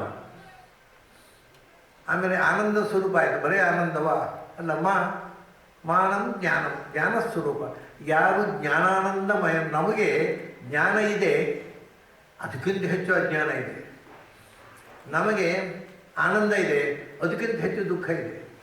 ನಾವು ಆನಂದದ ಗುಂಟ ಹೋಗುವುದು, ಆನಂದವನ್ನು ಅನಿಸಿಕೊಂಡು ನಾವು ಅಲ್ಲಿಂದ ಇಲ್ಲಿ ಬಂದಿದ್ದೇವೆ, ಇಲ್ಲಿಯೂ ಆ ದುಃಖ ಆಗ್ತದೆ. ಹಾಗಾಗಿ ಎಲ್ಲಿ ಆನಂದ ಇದೆ ಅಲ್ಲಿ ದುಃಖ ಇದೆ, ಎಲ್ಲಿ ಜ್ಞಾನ ಇದೆ ಅಲ್ಲಿ ಅಜ್ಞಾನ ಇದೆ. ಭಗವಂತನಲ್ಲಿ ಆನಂದ ಇದೆ, ದುಃಖ ಇಲ್ಲ. ಭಗವಂತನಲ್ಲಿ ಜ್ಞಾನ ಇದೆ, ದುಃಖ ಅಜ್ಞಾನ ಇಲ್ಲ. ಯಾಕೆಂದರೆ ಅವನು ಜ್ಞಾನಾನಂದಗಳ ಒಂದು ಕಲಬೆರಕೆಯಾದ ಪ್ರಪಂಚಕ್ಕಿಂತ ಎಲ್ಲ ಜೀವಿಗಳಿಗಿಂತ ಎತ್ತರದಲ್ಲಿದ್ದಾರೆ. ಹೀಗೆ ನಾವು ವಿವರ ಮಾಡ್ತಾ ಹೋದರೆ ಅದು ಬೇರೆ ಬೇರೆ ಬಗೆಯಲ್ಲಿ ಭಗವಂತನನ್ನು ಪರಿಚಯಿಸುತ್ತೆ. ನಾನೀಗ ಸುಮಾರು 3-4 ಅರ್ಥಗಳನ್ನು ಹೇಳಿದೆ. ಮೂರ್ತಿ ಓಂಕಾರದ ವಿವರಣೆ ಮಾಡಬೇಕಾದ್ರೆ ಒಂದು 15 ದಿವಸ, ಒಂದು ತಿಂಗಳು ಬೇಕಾದ್ರೆ. ನಾವು ಎಷ್ಟು ಹೇಳಬೇಕು, ಓಂ ಓಂ ಓಂ ಅಂತ ಹೇಳಿಬಿಡ್ತೀವಿ. ಇವಾಗ ಪುರೋಹಿತರು ಬಂದುಬಿಟ್ರೆ ಅವರು ಓಂಕಾರ ಹೇಳಿ ನಾವು ಹೇಳ್ತೀವಿ. ನಮಗೆ ಏನು ಹೇಳ್ತೀವಿ ಅಂತ ಗೊತ್ತಿಲ್ಲ. ಯಾಕೆ ಸುಮ್ಮನೆ ಇವರು ಓಂಕಾರ ಹೇಳ್ತಾರಪ್ಪ? ಯಾಕೆಂದರೆ ನಮಗೆ ಅದು ಮೀನಿಂಗ್ಲೆಸ್ ವರ್ಡು. ಈ TM ಹಾಗೆ ಟ್ರಾನ್ಸೆಂಡೆಂಟಲ್ ಮೆಡಿಟೇಷನ್. ಓಮ್ನು ಏನು ಯೋಚನೆ ಮಾಡಬೇಡ, ಸುಮ್ಮನೆ ಓಂ ಓಂ ಓಂ ಅಂತ ಹೇಳ್ತಾ ಇರೋದು. ಹಾಗೆ ಪುರಾಣ ಒಂದು ಎಲ್ಲವನ್ನೂ ತಿಳಿದು ಮಾಡಬೇಕು ಅಂತ ನಾವು ಪ್ರಾಚೀನರು ಹೇಳಿದರು. ತಿಳಿಯದೇ ನಂಬುವುದು ಮೂರ್ಖತನ. ನಂಬಬೇಕು, ಆದರೆ ತಿಳಿದು ನಂಬಬೇಕು. ತಿಳಿದು ನಂಬಿದ ಮೇಲೆ ನಂಬಿ ಕೈ ಬಿಡುವುದಲ್ಲ, ಅದನ್ನು ಆಚರಣೆ ತರಬೇಕು. ಮೊದಲು know it, then believe in it, then do it. ಇದನ್ನು ಬೇಂದ್ರೆಯವರು, ಬಹಳ ದೊಡ್ಡ ಕವಿಯವರು, ನಿಮಗೆ ಕೆಲವರು ಹೆಸರಾದ ಕೇಳಿರ್ಬೋದು, ಕೆಲವರು ಕವನಗಳನ್ನು ಓದಿರ್ಬೋದು. ಅವರು ಒಂದು ಕವನ ಇದೆ, ನೋಡು ಅಂತ. ನೋಡು ಅಂದರೆ ನೋ ಆ್ಯಂಡ್ ಡೂ ಅಂತ ಅವ್ರ ಅರ್ಥ. ನೋಡುವುದಲ್ಲ, first know it and then do it ಅಂತ. ನೋಡು. ಅವ್ರಿಗೆ ಹಾಗೆ ಒಂದು ಶಬ್ದ ಕೇಳಿದರೆ ಅದು ಒಂದೊಂದು ಅಕ್ಷರವನ್ನು ಹೊಡಿತಾರೆ ಅವರು. ನಾಮ ಅಂದರೆ ಏನು? ನಾಮ ಅಂದರೆ ಈ ಮಾತುಗಳು ಹಾಕ್ತಾರೆ ಬೇರೆ, ಇಲ್ಲಿ ಇದ್ದವರಿಗೆ ಹಾಕ್ತಾರೆ, ತಮಗೂ ಹಾಕ್ತಾರೆ, ಒಳ್ಳೆಯವರಿಗೆ ಹಾಕ್ತಾರೆ. ಅದಲ್ಲ. ನಾಮ ಅಂದರು ಅವರು. ನಾನು ಅಲ್ಲ, ಈಶಾರ್ಪಿತವೆಲ್ಲ ಅಂತ ಅದಕ್ಕೆ ಪದ್ಯ ಬಂದವರು. ನಾನು ಅಲ್ಲ, ಎಲ್ಲವೂ ಈಶಾರ್ಪಿತ ಅಂತ ಯಾರು ತಿಳ್ಕೊಳ್ತಾರೋ ಅದು ನಾಮ. ಮಾ ಅಂದರೆ ನಾನು ಅಲ್ಲ ಅಂತ. ನಾನು ಅಲ್ಲ, ಯಾವುದೂ ಅಲ್ಲ ನಾನು. ನನಗೆ ಯಾವ ಶಕ್ತಿ ಇಲ್ಲ. ಭಗವಂತ ಮಾಡಿಸಿದರೆ ನಾನು ಮಾಡೋದಷ್ಟೇ. ಅವನು ಬಿಂಬ, ನಾವು ಪ್ರತಿಬಿಂಬ. ಬಿಂಬವಸಿ ಪ್ರತಿಬಿಂಬವಸ್ಮಿ ತವಯದ್ಯಪಿ ಚಾಂತರ. ಹೀಗೆ ಬಹಳ ಅದ್ಭುತವಾದ ರೀತಿಯಲ್ಲಿ ಆ ಓಂಕಾರದ ಅರ್ಥಗಳನ್ನು ಪ್ರಾಚೀನರು ಬಹಳ ಸುಂದರವಾಗಿ ಹೇಳಿದ್ದಾರೆ. ಇದಲ್ಲದೆ ಇನ್ನೂ ಅನೇಕ ವಿಧವಾಗಿ ಆ ಓಂಕಾರದಿಂದ ನಾನು ಹೇಳಿದ್ದಲ್ಲ, ಇಡೀ ಋಗ್ವೇದದ ಅರ್ಥ, ಇಡೀ ಪುರುಷ ಸೂಕ್ತದ ಅರ್ಥ, ಅದರ ಅಬ್ರಿವಿಯೇಷನ್ನು ಓಂ. ಗಾಯತ್ರಿ ಅರ್ಥ, ಅದರ ಅಬ್ರಿವಿಯೇಷನ್ ಓಂ. ಗಾಯತ್ರಿಗೂ ಅಬ್ರಿವಿಯೇಷನ್ ಇದೆ, ಭೂಹು ಭುವಃ ಸ್ವಃ. ಏನು ಭೂಹು ಭುವಃ ಸ್ವಃ ಅಂದರೆ? ಭೂಹು ಅಂದರೆ ಭೂಮಾ, ಪೂರ್ಣ ಯಾರು ಭೂಹು ಅಂದರೆ ಯಾರು ಪರಿಪೂರ್ಣನಾಗಿದ್ದಾನೋ ಅವನು ಭೂಹು.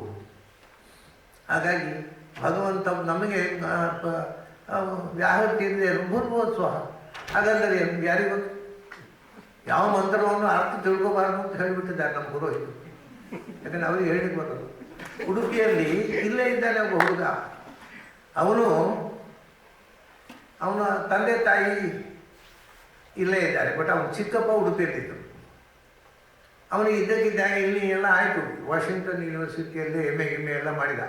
ಕಡೆ ಆದಮೇಲೆ ನಾನು ಉಪನಯನ ಮಾಡಿಸ್ಕೊಳ್ಬೇಕು ಅಂತ ಆಸೆ ಆಯಿತು ಅವನಿಗೆ. ಸರಿ ಬಂದ, ಉಡುಪಿಗೆ ಬಂದವನು ಅವನ ಚಿಕ್ಕಪ್ಪನ ಮನೆಯಲ್ಲಿ ಉಪನಯನ ಎರಡೇ ಆಯಿತು. ಚಿಕ್ಕಪ್ಪ ಅಂತ ಹೇಳಿದಾಗ ನನಗೆ ಉಪನಯನ ಆಗಬೇಕು ಅಂತ. ಸರಿ, ಉಪನಯನ ಅಂದರೆ ಏನು ಉಪನಯನ ಅಂತ ಹೇಳಿದರೆ ಅವನಿಗೆ ಅದು ಅರ್ಥ ಆಗ್ತಿಲ್ಲ. ಥರ್ಡ್ ಸೆರಿಮನಿ ಅರ್ಥ ಆಯ್ತು. ಈಗ ಫಸ್ಟ್ ಕ್ಲಾಸ್ ಅರ್ಥ ಆಯಿತು. ಸರಿ, ಅವನಿಗೆ ಕುತ್ತಿಗೆಗೆ ಹಗ್ಗ ಹಾಕಬೇಕು. ಏನು ಮಾಡೋದು? ಕಡೆ ಪುರೋಹಿತರನ್ನು ಕರೆದ್ರು. ನಮ್ಮ ಅವಸ್ಥೆ ನೋಡಿ, ಪುರೋಹಿತನ ಕರೆದು ಅವ್ನು ಕೂತ್ಕೊಳ್ಸಿದ್ರು. ಇವನಿಗೆ ಅವನು ಹೋಮ ಮಾಡಲಿಕ್ಕೆ ಮಂಡಲ ಬಿಡಿಸ್ತಾರಲ್ಲ, ಬಿಡಿಸಿದ್ರು. ಗುರುಜಿ ವಾಟ್ ಈಸ್ ದಿಸ್ ದೈವ.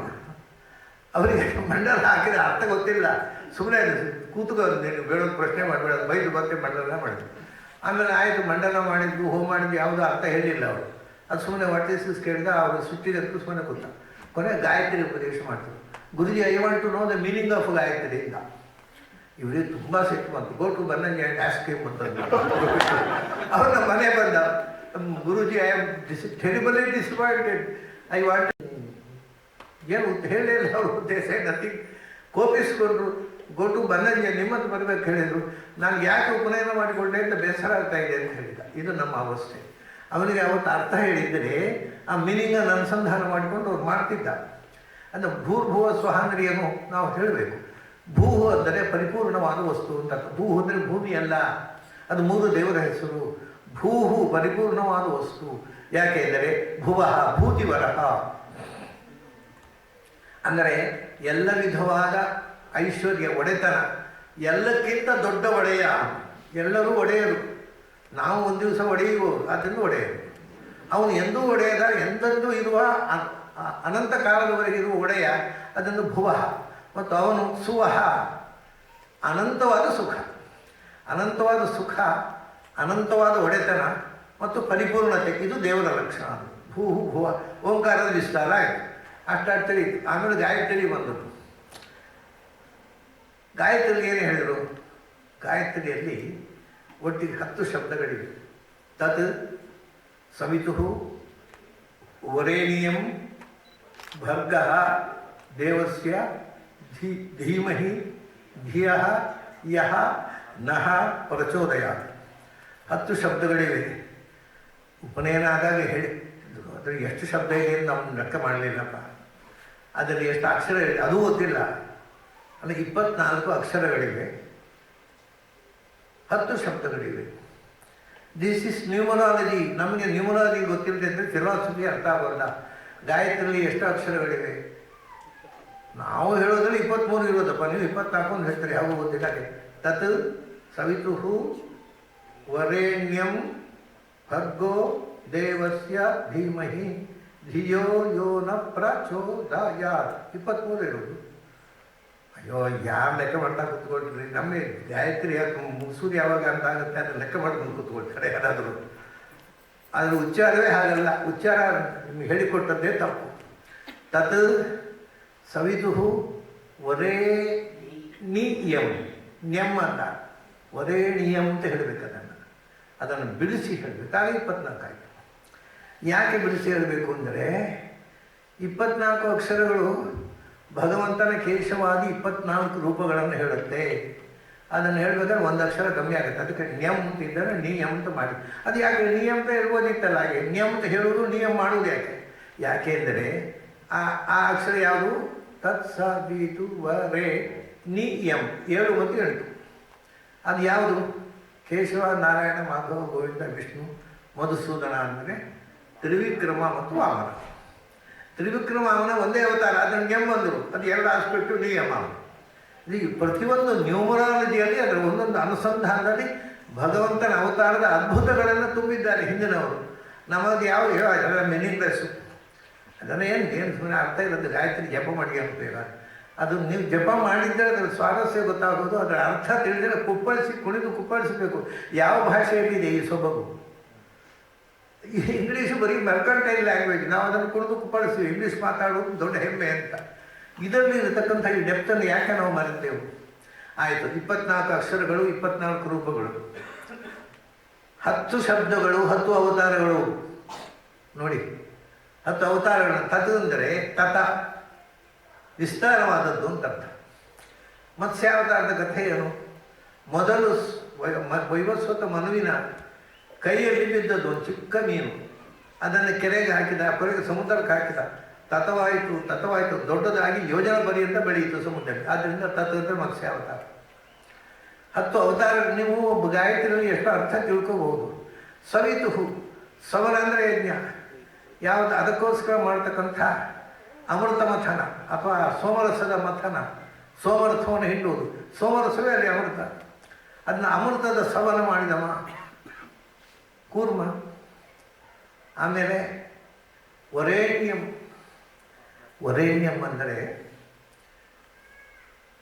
ಸಂಸ್ಕೃತದಲ್ಲಿ ಅರ್ಥ ನಿಮ್ಗೆ ಗೊತ್ತಿದೆ ಸಾಮಾನ್ಯ. ವರೇಣ್ಯ ಅಂದರೆ ಎಲ್ಲಕ್ಕಿಂತ ವರೇಣ್ಯ, ಶ್ರೇಷ್ಠವಾದ, ಎತ್ತರದಲ್ಲಿ ಇರುವಂಥದ್ದು ಅಂತ ಅರ್ಥ. ವರಾಹ ಅನ್ನೋದೇ ಅರ್ಥ. ವರ ಅಂದರೆ ಶ್ರೇಷ್ಠವಾದದ್ದೇ ವರೇಣ್ಯ, ಶ್ರೇಷ್ಠವಾದದ್ದೇ ವರಾಹ. ಅದರಿಂದ ವರಾಹ ಅವತಾರ. ಭರ್ಗಃ ಅಂದರೆ ಭರ್ಜನ, ಸುಟ್ಟು ಬಿಡೋದು. ಯಾರು? ನರಸಿಂಹ. ಆಮೇಲೆ ದೇವ ಅಂದರೆ ದಿವಕ್ರೀಡಾ ವಿಜಿಗೀಷ ವ್ಯವಹಾರ, 3 ಹೆಜ್ಜೆಯ ವ್ಯವಹಾರ ಮಾಡಿದವನು ದೇವ. ಅನುವಾಮನ. ಧೀಮಹಿ, ಭೂಮಿಗೆ ಸಂತೋಷ ಕೊಟ್ಟವ. 21 ಬಾರಿ ದುಷ್ಟರನ್ನು ಸಂಹಾರ ಮಾಡಿ ಪರಶುರಾಮ. ಧಿಯ ಎಂ ಅಂದರೆ ವಾಯುಬೀಜ, ಪ್ರಾಣದೇವರಿಗೆ ಸಂತೋಷ ಕೊಟ್ಟವ ಹನುಮಂತನಿಗೆ ರಾಮ. ಯಹ ಜ್ಞಾನಾವತಾರ, ಅಂದರೆ ಜ್ಞಾನಾವತಾರ ಕೃಷ್ಣ. ನಹ ಎಲ್ಲವನ್ನು ನಿಷೇಧ ಮಾಡುವ, ಸರ್ವಂ ಶೂನ್ಯ ಅಂತ ಹೇಳಿದ ಬುದ್ಧ. ಪ್ರಚೋದಯಾತ್ ಕುದುರೆಯನ್ನು ಚೋದನೆ ಮಾಡಿದವ ಹಲ್ಕಲ್ಕಿ. ಹೀಗೆ ಒಂದೊಂದು ಶಬ್ದವೂ ಒಂದೊಂದು ಅವತಾರವನ್ನು ಹೇಳುತ್ತೆ. 24 ಅಕ್ಷರವೂ 24 ರೂಪಗಳನ್ನು ಹೇಳುತ್ತೆ. ಅದನ್ನು ಬಿಟ್ಟು ನೀವು ಸ್ಥೂಲವಾಗಿ ಆ ಶಬ್ದಗಳನ್ನೇ ತಗೊಂಡರೆ ತತ್ ಅಂದರೆ ಗುಣೈಸ್ತತಃ, ಎಲ್ಲ ಗುಣಗಳಿಂದ ಫುಲ್ ಆಫ್ ಆಲ್ ಅಟ್ರಿಬ್ಯೂಟ್ಸ್. ಇದು ತತ್ ಅನ್ನೋದರ ಅರ್ಥ. ಆಮೇಲೆ ಸವಿತುಹು, ಸವಿತಾ ಅಂತಂದರೆ ಹೆರುವವನು ಅಂತ ಅರ್ಥ. ತಾಯಿಗೆ ಸವಿತ್ರಿ, ಪ್ರಸವಿತ್ರಿ ಅಂತ ಹೇಳ್ತಾರೆ. ಸವಿತಾ ಅಂದರೆ ಸೂತೆ ಐತಿ ಸವಿತಾ, ಹೆರುವವನು, ಜಗತ್ತನ್ನು ಹೆರುವವನು. ಯಾಕೆಂದರೆ ತಂದೆ ಹೆರುವುದಿಲ್ಲ, ಅವನು ಜಗತ್ತಿನ ತಂದೆ. ಅವನು ಹೊಟ್ಟೆ ಒಳಗಿದ್ದದ್ದನ್ನೇ ತಾನೇ ನಾಭಿಗಮನವಾಗಿ ಹೊರಗೆ ಬಂದದ್ದು. ಹಾಗಾಗಿ ಅವನು ತಂದೆಯಾಗಿ ತಾಯಿಯಂತೆ ಜಗತ್ತನ್ನು ಹೆತ್ತವನು. ಅದರಿಂದ ಸವಿತಾ. ಆಮೇಲೆ ವರೇಣ್ಯಂ ಅಂದರೆ ಆಗೋಯ್ತು, ಎಲ್ಲಕ್ಕಿಂತ ಎತ್ತರದಲ್ಲಿರುವ ವಸ್ತು. ಅವನು ಭರ್ಗಃ. ಭ ಅಂದರೆ ಜ್ಞಾನ. ಭರ್ಗಃ ಅನ್ನೋದ್ರಲ್ಲಿ 3 ಅಕ್ಷರಗಳಿವೆ, ಭ ರ ಗ. ಭರ್ಗಃ ಅಂದರೆ ಅಂದರೆ ಬೆಳಕು. ಅವನು ಬೆಳಕಿನ ರೂಪ. ಬೆಳಕು ಅಂದರೆ ಅದೊಂದು ಜಡ ವಸ್ತು ಅಲ್ಲ. ಬೆಂಕಿಗೆ ಕೀಳಿದರೆ ಸಿಗರೇಟಿಗೆ ಹತ್ತತ್ತೆ, ಅದು ಏನು ಬೆಳಕು ದೊಡ್ಡ ಸಂಗತಿ ಅದಲ್ಲ. ಅದು ಬೆಂಕಿ ಕಡ್ಡಿ ಕೀಳಿದ ಜಡ ಬೆಳಕು ಅಲ್ಲ. ರ ಅಂದರೆ ರಮಣ, ಜ್ಞಾನ. ರ ಅಂದರೆ ಸುಖ, ಗ ಅಂದರೆ ಜ್ಞಾನ. ಜ್ಞಾನಾನಂದಮಯವಾದ ಬೆಳಕು. ಓಹೋ. ಮತ್ತು ಅವನು ದೇವಸ್ಯ. ನಾವು ಪ್ರಾಯ ಈ ಶಬ್ದವನ್ನು ಭಾಳಷ್ಟು ಬಾರಿ ಉಪಯೋಗಿಸ್ತೇವೆ. ದೇವರು ಅಂತ. ದೇವರನ್ನು ನಿರಾಕರಣೆ ಮಾಡುವವರು ದೇವರು ಅಂತ ಹೇಳೋದು. ಒಂದು ಕಡೆ ಶಿವರಾಮ ಕಾರಂತರು ಮಾತಾಡ್ತಾ ಏನೋ ಒಂದು ಉದ್ಗಾರ ಮಾಡೋ, ಓ ದೇವರೇ ಅಂತಂದ್ಬಿಟ್ರು. ಕೇಳಿದ್ರಲ್ಲಿ ಇದ್ದವರು, ಸ್ವಾಮಿ ನೀವು ದೇವರನ್ನು ಒಪ್ಪೋದಿಲ್ವಲ್ಲ, ದೇವರೇ ಅಂತ ಹೇಗೆ ಹೇಳ್ಬಿಟ್ರಿ ಅಂತ. ಏನು ಮಾಡೋದಯ್ಯ, ಸಂಸ್ಕಾರ. ನಮ್ಮ ಅಪ್ಪ ಅಜ್ಜ ದೇವರನ್ನು ಹೇಳ್ಕೊಟ್ಟು ಬಂದಲ್ಲ, ಆ ಸಂಸ್ಕಾರದಿಂದ ನನ್ನ ಬಾಯಲ್ಲಿ ಆ ಶಬ್ದ ಬಂತು ಅಂತ ಅವರು ಉತ್ತರ ಕೊಟ್ಟಿದ್ರು. ಹಾಗೆ ಅದರಿಂದ ಆಸ್ತಿಕರು ದೇವರನ್ನೇ ಹಿಡ್ಕೊಂಡು ಒದ್ದಾಡುವುದು, ನಾಸ್ತಿಕರು ದೇವರು ಇಲ್ಲ ಪ್ರೂವ್ ಮಾಡಲಿಕ್ಕೆ ಏನು ಮಾಡುವುದು ಅಂತ ದೇವರನ್ನೇ ಚರ್ಚಿಕೊಂಡಿದ್ರು. ಮತ್ತು ಇಬ್ಬರಿಗೂ ದೇವರು ಬಿಟ್ಟರೆ ಇಲ್ಲ. ಅಂದರೆ ಏನು ಅಂತ ಕೇಳಿದ್ರೆ ಅರ್ಥ ಗೊತ್ತಿಲ್ಲ. ದೇವರು ಅಂತ ಗೊತ್ತಿಲ್ಲ, ದೇವರು ಅಷ್ಟೇ. ದೇವ ಅನ್ನೋದಕ್ಕೆ ಸಂಸ್ಕೃತದಲ್ಲಿ ಇವು ಕ್ರೀಡಾ, ವಿಜಿಗೀಷ, ವ್ಯವಹಾರ, ದ್ಯುತಿ, ಸ್ತುತಿ, ಮೋದ, ಕಾಂತಿ, ಗತಿಶು. ಮತ್ತೆ 2 ಅರ್ಥ ಈಗ ಸೇರಿಸಿದ್ದಾರೆ. ಸ್ವಪ್ನ, ಅಂತೆಲ್ಲ ಅದು ಪ್ರಾಚೀನ ಅರ್ಥ ಅಲ್ಲ, 8 ಅರ್ಥ ಇದೆ ಅದಕ್ಕೆ. ಅದರಿಂದ ದಿವು ಕ್ರೀಡಾ ದಿವ್ಯತೆ, ಅದು ಯಾರು ಜಗತ್ತಿನ ಸೃಷ್ಟಿ ಸ್ಥಿತಿ ಸಂಹಾರಗಳೆಂಬ ಅಥವಾ ಸೃಷ್ಟಿ ಸ್ಥಿತಿ ಸಂಹಾರಗಳು ಯಾರಿಗೆ ಬರಿಯ ಕ್ರೀಡೆಯೋ, ನಮ್ಮ ಕಷ್ಟಪಟ್ಟು ಸೃಷ್ಟಿ ಮಾಡೋದಲ್ಲ. ಅವನು ಇಚ್ಛಾ ಮಾತ್ರ ಬ್ರಹ್ಮ ಸೃಷ್ಟಿ, ಅವನು ಆಗಲಿ ಅಂತ ಹೇಳಿದ ಆಯಿತು. ಇದನ್ನು ನೋಡಿ ಕುರಾನ್ನಲ್ಲಿ ಇದು ಹೇಳ್ತಾರೆ, when he decrees a thing he says to it be and it is. ನಮಗೆ ಒದ್ದಾಟ ಪಟ್ಟು ಮಾಡೋದಲ್ಲ, ಆಗು ಅಂತ ಹೇಳ್ತಾನೆ, ಆಗಿ ಹೋಗುತ್ತೆ. ಹಾಗಾಗಿ ಯಾರಿಗೆ ಸೃಷ್ಟಿ ಸಂಹಾರಗಳು ಕ್ರೀಡಾ ಮಾತ್ರವೋ ಅವನು ದೇವರು. ವಿಜಿಗೀಷ ವಿದ್ಯು ಜಯೇ, ಯಾರು ಎಲ್ಲಕ್ಕಿಂತ ಎತ್ತರದಲ್ಲಿದ್ದಾನೋ, ಯಾರು ಎಲ್ಲವನ್ನೂ ಕೂಡ ಸೋಲಿಸಿದ್ದಾನೋ ಅವನು ದೇವರು. ಆಮೇಲೆ ದಿವು ಕ್ರೀಡಾ ವಿಜಿಗೀಷ ವ್ಯವಹಾರ, ಜಗತ್ತಿನ ಎಲ್ಲ ವ್ಯವಹಾರವು ಯಾರಿಂದಾಗಿ ನಡೀತಾ ಇದೆಯೋ, ತೃಣಮಪಿನ ಚಲತಿ ಏನ ವಿನ, ಹುಲ್ಲು ಕಡ್ಡಿ ಕೂಡ ಯಾರನ್ನು ಬಿಟ್ಟು ಚಲಿಸಲಾರದೋ ಅವನು ದೇವರು. ಈ ದೇವ ಶಬ್ದ ಅರ್ಥ ಇವೆಲ್ಲ. ನಾವು ದೇವರು ಅಂತ ಹೇಳ್ತೀವಿ, ಏನು ಅಂತ ಏನು ಯಾರಿಗೂ ಗೊತ್ತಿಲ್ಲ. ದೇವರು ಅಂತ ದೇವರ ಅಷ್ಟೇ. ದ್ಯುತಿ, ಜಗತ್ತಿನ ಎಲ್ಲ ಬೆಳಕುಗಳು, ಸೂರ್ಯ ಚಂದ್ರಾದಿ ಬೆಳಕುಗಳು ಯಾರ ಬೆಳಕಿನ ರಿಫ್ಲೆಕ್ಷನ್ನೋ ಅವನು ದೇವರು. ಆಮೇಲೆ ಸ್ತುತಿ, ಎಲ್ಲ ವೇದಗಳು, ಅದು ಹೋಗಲಿ ಬರೀ ವೇದಗಳಲ್ಲ, ಪ್ರಪಂಚದ ಎಲ್ಲ ಶಬ್ದಗಳು, ಎಲ್ಲ ನಾದಗಳು ಯಾರನ್ನು ಹೊಗಳ್ತಾವೋ ಅದು ದೇವರು. ಅಂದರೆ ಅವರ ಪ್ರಕಾರ ದೇವರ ಹೆಸರಲ್ಲದ ಒಂದೇ ಒಂದು ಶಬ್ದ ಪ್ರಪಂಚದಲ್ಲಿಲ್ಲ. Every word in every language is an epithet of God. ಅದು ಇಂಗ್ಲೀಷೇ ಓದಬೇಕಿದೆ. ನೀವು ಯೋಚನೆ ಮಾಡಿದ್ರೆ ದೇವರ ಹೆಸರಾಗಿರುತ್ತೆ. ನಾವು ಇಲ್ಲಿ ಒಂದಿದೆ, ಅಮೇರಿಕಾದ ಒಂದು ಟ್ರಕ್ ಇದೆ, ಅದರ ಹೆಸರು ಗಾಡ್ ಅಂತ. ಯಾಕೆಂದರೆ ನೀವು ಈಗ ಕೊಟ್ಟರೆ ನಾಳೆ ಬೆಳಿಗ್ಗೆ ನಿಮಗೆ ಬೇಕು, ಗ್ಯಾರಂಟಿಡ್ ಓವರ್ ನೈಟ್ ಡೆಲಿವರಿ ಅಷ್ಟೇ, ಅದು ಗಾಡ್ ಅಷ್ಟೇ. ನಮಗೂ ಗಾಡ್ ಗೊತ್ತಿರೋದು ಅಷ್ಟೇ, ಬೇರೆ ಯಾವುದು ಗೊತ್ತಿಲ್ಲ. ಆದರೆ ಅದು ಯಾವುದು ಎಲ್ಲವೂ, ಯಾವ ಕ್ರಿಯೆಯು ಯಾರು ಇಲ್ಲದೆ ಜಗತ್ತಿನ ಯಾವ ವ್ಯವಹಾರವು ನಡೆಯುವುದಿಲ್ಲವೋ ಅದು ದೇವರು. ಕ್ರೀಡಾ ದಿವು ಕ್ರೀಡಾ ವಿಜಯ ವ್ಯವಹಾರ ದ್ಯುತಿ ಸ್ತುತಿ, ಎಲ್ಲ ಶಬ್ದಗಳು ಯಾರನ್ನು ಹೇಳ್ತಾವೋ ಅದು ದೇವರು. ಅದನ್ನು ಶಾಸ್ತ್ರದಲ್ಲಿ ಅದಕ್ಕೋಸ್ಕರವೇ ಇದರಲ್ಲಿ ವಿಷ್ಣು ಸಹಸ್ರನಾಮ ಯಾರ್ಯಾರ ಹೆಸರು ನೀವು ತಿಳ್ಕೊ ಅದೆಲ್ಲ ದೇವರ ಹೆಸರು. ಅದೊಂದು 1000 ನಾಮಗಳು ಒಟ್ಟು ಮಾಡಿದರು. ಆಮೇಲೆ ನಾವು ಋಗ್ವೇದ ನೀವು ಪಾರಾಯಣ ಮಾಡ್ತೀವಿ ಇಟ್ಕೊಳ್ಳಿ. ಋಗ್ವೇದ ಪಾರಾಯಣ ಮಾಡುವಾಗ ಎಷ್ಟು ಅಕ್ಷರ ಹಿಡಿಯುವ ಒಟ್ಟು ಋಗ್ವೇದದಲ್ಲಿ 4,32,000 ಅಕ್ಷರಗಳಿವೆ. ಅಷ್ಟು ಅಕ್ಷರಗಳನ್ನು ಪಾರಾಯಣ ಮಾಡಿದ್ರೆ ಏನು ಫಲ ಅಂದರೆ 4,32,000 ದೇವ್ರ ನಾಮ ಹೇಳಿದಾಗಾಯ್ತು ಅಂತ. So every word every letter is an alphabet ಕೊಡಿ, ಎಲ್ಲವೂ ಭಗವಂತನ ಹೆಸರು ಆಯಿತು. ದ್ಯುತಿ ಸ್ತುತಿ ಮೋದ ಕಾಂತಿ ಗತಿಷು, ಮಧ್ಯದಲ್ಲಿ ಸ್ವಪ್ನ ಮದ ಎರಡು, ಸ್ವಲ್ಪ ಮದ ಜಾಸ್ತಿ ಅದು ಪಂಡಿತರು ಸೇರಿಸಿದ್ದಾರೆ, ಅದು ಬೇಡ. ಆಮೇಲೆ ಸ್ತುತಿ ಆದಮೇಲೆ ಮೋದ, ಯಾರು ಮೋದ ಅಂದರೆ ಆನಂದಮಯನೋ ಅವನು ದೇವರು. ಕಾಂತಿ, ಕಾಂತಿ ಎಂದರೆ ಪ್ರಕಾಶ ಅಲ್ಲ, ಕಾಂತಿ ಎಂದರೆ ಇಚ್ಛೆ, ಡಿಸೈರ್. ಯಾಕೆಂದರೆ ಹಿಂದಿನ ಕಾಲದಲ್ಲಿ ನಾಟಕಗಳಲ್ಲೆಲ್ಲ ಗಂಡನನ್ನು ಹೆಣ್ಮಕ್ಳು ಪ್ರಾಣಕಾಂತ ಅಂತ ಹೇಳ್ತಿದ್ರು. ಅದು ಏನದು ಪ್ರಾಣಕಾಂತ ಅಂದರೆ ನನ್ನ ಪ್ರಾಣಕ್ಕೆ ಇಷ್ಟವಾದ ವಸ್ತು ಅಂತ. ಈಗ ಆಗಿರ್ಬೇಕಾದ್ರೆ ಏನೇನೂ ಇಲ್ಲ, ಅದು ಹಾಗೆ ಕರೀತಿದ್ದಾರೆ. ಪ್ರಾಣಕಾಂತ ಅಂದರೆ ನನ್ನ ಪ್ರಾಣಕ್ಕೆ ಇಷ್ಟವಾದಂಥ, ಕಾಂತಿ ಹೋಗೋ ಗಂಡ ಅಲ್ಲ. ಅವನಿಗೆ ಕಾಂತಿ ಇರಲಿ ಇಲ್ಲದೇ ಇರಲಿ ಅವನು ಕಾಂತಾನೆ. ಯಾಕೆಂದರೆ ನನಗೆ ಇಷ್ಟವಾದ ವಸ್ತು ನೀನು ಅಂತ. ಹಾಗಾಗಿ ಕಾಂತಿ ಅಂದರೆ ಇಚ್ಛೆ. ಯಾರು ಇಚ್ಛಿಸಿದ್ದಾಗುತ್ತೋ, ಯಾರು ಸತ್ಯಕಾಮನೋ ಅವನು ದೇವ. ಗತಿಷು, ಗತಿ ಅಂದರೆ ಜ್ಞಾನ ಮತ್ತು ವ್ಯಾಪ್ತಿ. ಯಾರು ಸರ್ವಜ್ಞನೋ ಆಮ್ನಿಷಿಯಂಟ್, ಯಾರು ಸರ್ವಗತನೋ ಆಮ್ನಿ ಪರ್ಸೆಂಟ್, ಅದು ದೇವರು. ಇದು ದೇವ ಶಬ್ದದ ಸ್ಥೂಲವಾದ ಅರ್ಥ ಇಷ್ಟು ಆಯಿತು. ಹಾಗಾಗಿ ಅದೆಲ್ಲ ಇಷ್ಟು ಗುಣಗಳನ್ನ ಅನುಸಂಧಾನ ಮಾಡಿದೆವು. ಆಮೇಲೆ ದೇವಸ್ಯ ಧೀಮಹಿ, ಧೀಮಹಿ ಎಂದರೆ ನಾನು ಇಡೀ ಭೂಮಿಗೆ, ಮಹಿ ಅಂದರೆ ಭೂಮಿ, ಧಿನೋತಿ ಪುಷ್ಟಿ, ಇಡೀ ಭೂಮಿಗೆ ಸೃಷ್ಟಿಗೆ ಪುಷ್ಟಿ ಕೊಟ್ಟವ ಧೀಮಹಿ ಭಗವಂತ.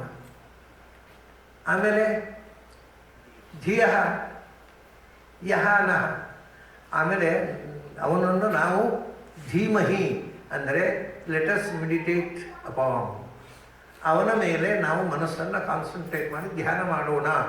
ಯಾಕೆ ಅಂದರೆ ಧಿಯ ಯಹ ನಹ ಪ್ರಚೋದಯ, ನಮ್ಮ ಎಲ್ಲರ ನಹ ಧಿಯ, ನಮ್ಮೆಲ್ಲರ ಬುದ್ಧಿವೃತ್ತಿಯನ್ನು ಒಳ್ಳೆಯ ವಿಷಯದಲ್ಲಿ ಅವರು ಪ್ರೇರಣೆ ಮಾಡಲಿ. ನೋಡಿ, ಜಗತ್ತಿನಲ್ಲಿ ಇದಕ್ಕಿಂತ ಒಳ್ಳೆಯ ಪ್ರೇಯರ್ ಉಂಟಾ? ಒಂದೇ ಒಂದು ಯಾರೂ ಕೂಡ ಜಪ ಮಾಡ್ತಕ್ಕವ ನನಗೆ ಒಳ್ಳೆಯದಾಗಲಿ ಅಂತ ಪ್ರಾರ್ಥಿಸುವುದಿಲ್ಲ. ಸಮಷ್ಟಿ ನಮಗೆಲ್ಲರಿಗೂ ದೇವರನ್ನು ನಂಬುವವರಿಗೂ ದೇವರು ಒಳ್ಳೇದು ಮಾಡಲಿ, ನಂಬದವರಿಗೂ ದೇವರು ಒಳ್ಳೆ ಬುದ್ಧಿ ಕೊಡಲಿ. ಅಂತಾರೆ ಅವರು, ಮೇ ಅಂತ ಹೇಳೋದಿಲ್ಲ. ಆಮೇಲೆ ಏನು ಪ್ರಾರ್ಥನೆ ಅಂದರೆ ದೇವರು ನನಗೆ ಸಂಪತ್ತು ಕೊಡಲಿ, ಅದೆಲ್ಲ ಇಲ್ಲ. ಮತ್ತು ನಮಗೆ ಒಳ್ಳೆಯ ಬುದ್ಧಿ ಕೊಡಲಿ ಅಂತ. ಹಾಗಾಗಿ this is A universal prayer. ಇದು ಪ್ರಪಂಚದ ಯಾವ ಧರ್ಮದವರು ಕೂಡ ಇದನ್ನು ಹೇಳ್ಬೋದು. ಧಿಯ ಪ್ರಚೋದಯ. ಯಾರು ನಮಗೆ ಒಳ್ಳೆಯ ಬುದ್ಧಿಯನ್ನು ಕೊಡ್ತಾನೋ, ನಮ್ಮನ್ನು ಸದ್ಬುದ್ಧಿಯಲ್ಲಿ ನಡೆಸ್ತಾನೋ ಅಂಥ ದೇವರನ್ನು ನಾವು ಪ್ರಾರ್ಥಿಸೋಣ. ಇಂಥ ಪ್ರೇಯರ್ ಎಲ್ಲಿದೆ ಹೇಳಿ? ಇನ್ನೊಂದು ಯಾವುದೇ ಭಾಷೆಯಲ್ಲಿ ಇದ್ದರೆ ಹೇಳಿದ್ದಾರೆ. ಹಾಗಾಗಿ ನಾವು ಗಾಯತ್ರಿ ಮಾಡುವಾಗ ಎಲ್ಲರಿಗೂ ಒಳ್ಳೆಯ ಬುದ್ಧಿ ಕೊಡೋದು ಪ್ರಾರ್ಥಿಸ್ತೇವೆ, ನಮಗೆ ಮಾತ್ರ ಅಲ್ಲ. ತುಂಬ ಒಳ್ಳೆಯ ಪ್ರಾರ್ಥನೆ ಅದು. ಧಿಯೋ ಯೋ ನಃ ಪ್ರಚೋದಯಾತ್. ಈಗ ನಾವು ಓಂಕಾರದಿಂದ ವ್ಯಾಹರ್ತಿ ಬಂದೆವು, ಅದು ಅರ್ಥ ಆಯಿತು ಅಂತ ತಿಳ್ಕೊಂಡಿದ್ದೇನೆ. ಅಲ್ಲಿಂದ ಗಾಯತ್ರಿ ಬಂದೆವು, ಗಾಯತ್ರಿ ಅರ್ಥ ಹೇಳಿದೆ, ಅದು ಅರ್ಥ ಆಗಿರಬಹುದು ಅಂತ ತಿಳ್ಕೊಂಡಿದ್ದೇನೆ. ಅಲ್ಲಿಂದ ಪುರುಷ ಸೂಕ್ತಕ್ಕೆ ಬರಬೇಕು. ಪುರುಷ ಸೂಕ್ತಕ್ಕೆ ಬರುವುದು ಅಂದರೆ ಪುರುಷ ಸೂಕ್ತದ ಅರ್ಥ ಶುರು ಮಾಡಬೇಕು. ಅದು ಇವತ್ತಾಗುವಂಥದ್ದಲ್ಲ. ಹಾಗೆ ನಾವು ನಿತ್ಯ ಉಪಯೋಗ ಮಾಡತಕ್ಕಂಥ ಓಂಕಾರ, ವ್ಯಾಹೃತಿ ಮತ್ತು ಗಾಯತ್ರಿಯ ವಿವರಣೆಯನ್ನು ಸುಮಾರಾಗಿ ತಿಳ್ಕೊಂಡೆವು. ಈ ಬಾರಿ ಇಲ್ಲಿಗೆ ನಾವು ನಿಲ್ಲಿಸೋಣ. ನಿಮಗೆಲ್ಲ ಅಭಿನಂದನೆಗಳು ಮತ್ತು ಅಭಿವಂದನೆಗಳು.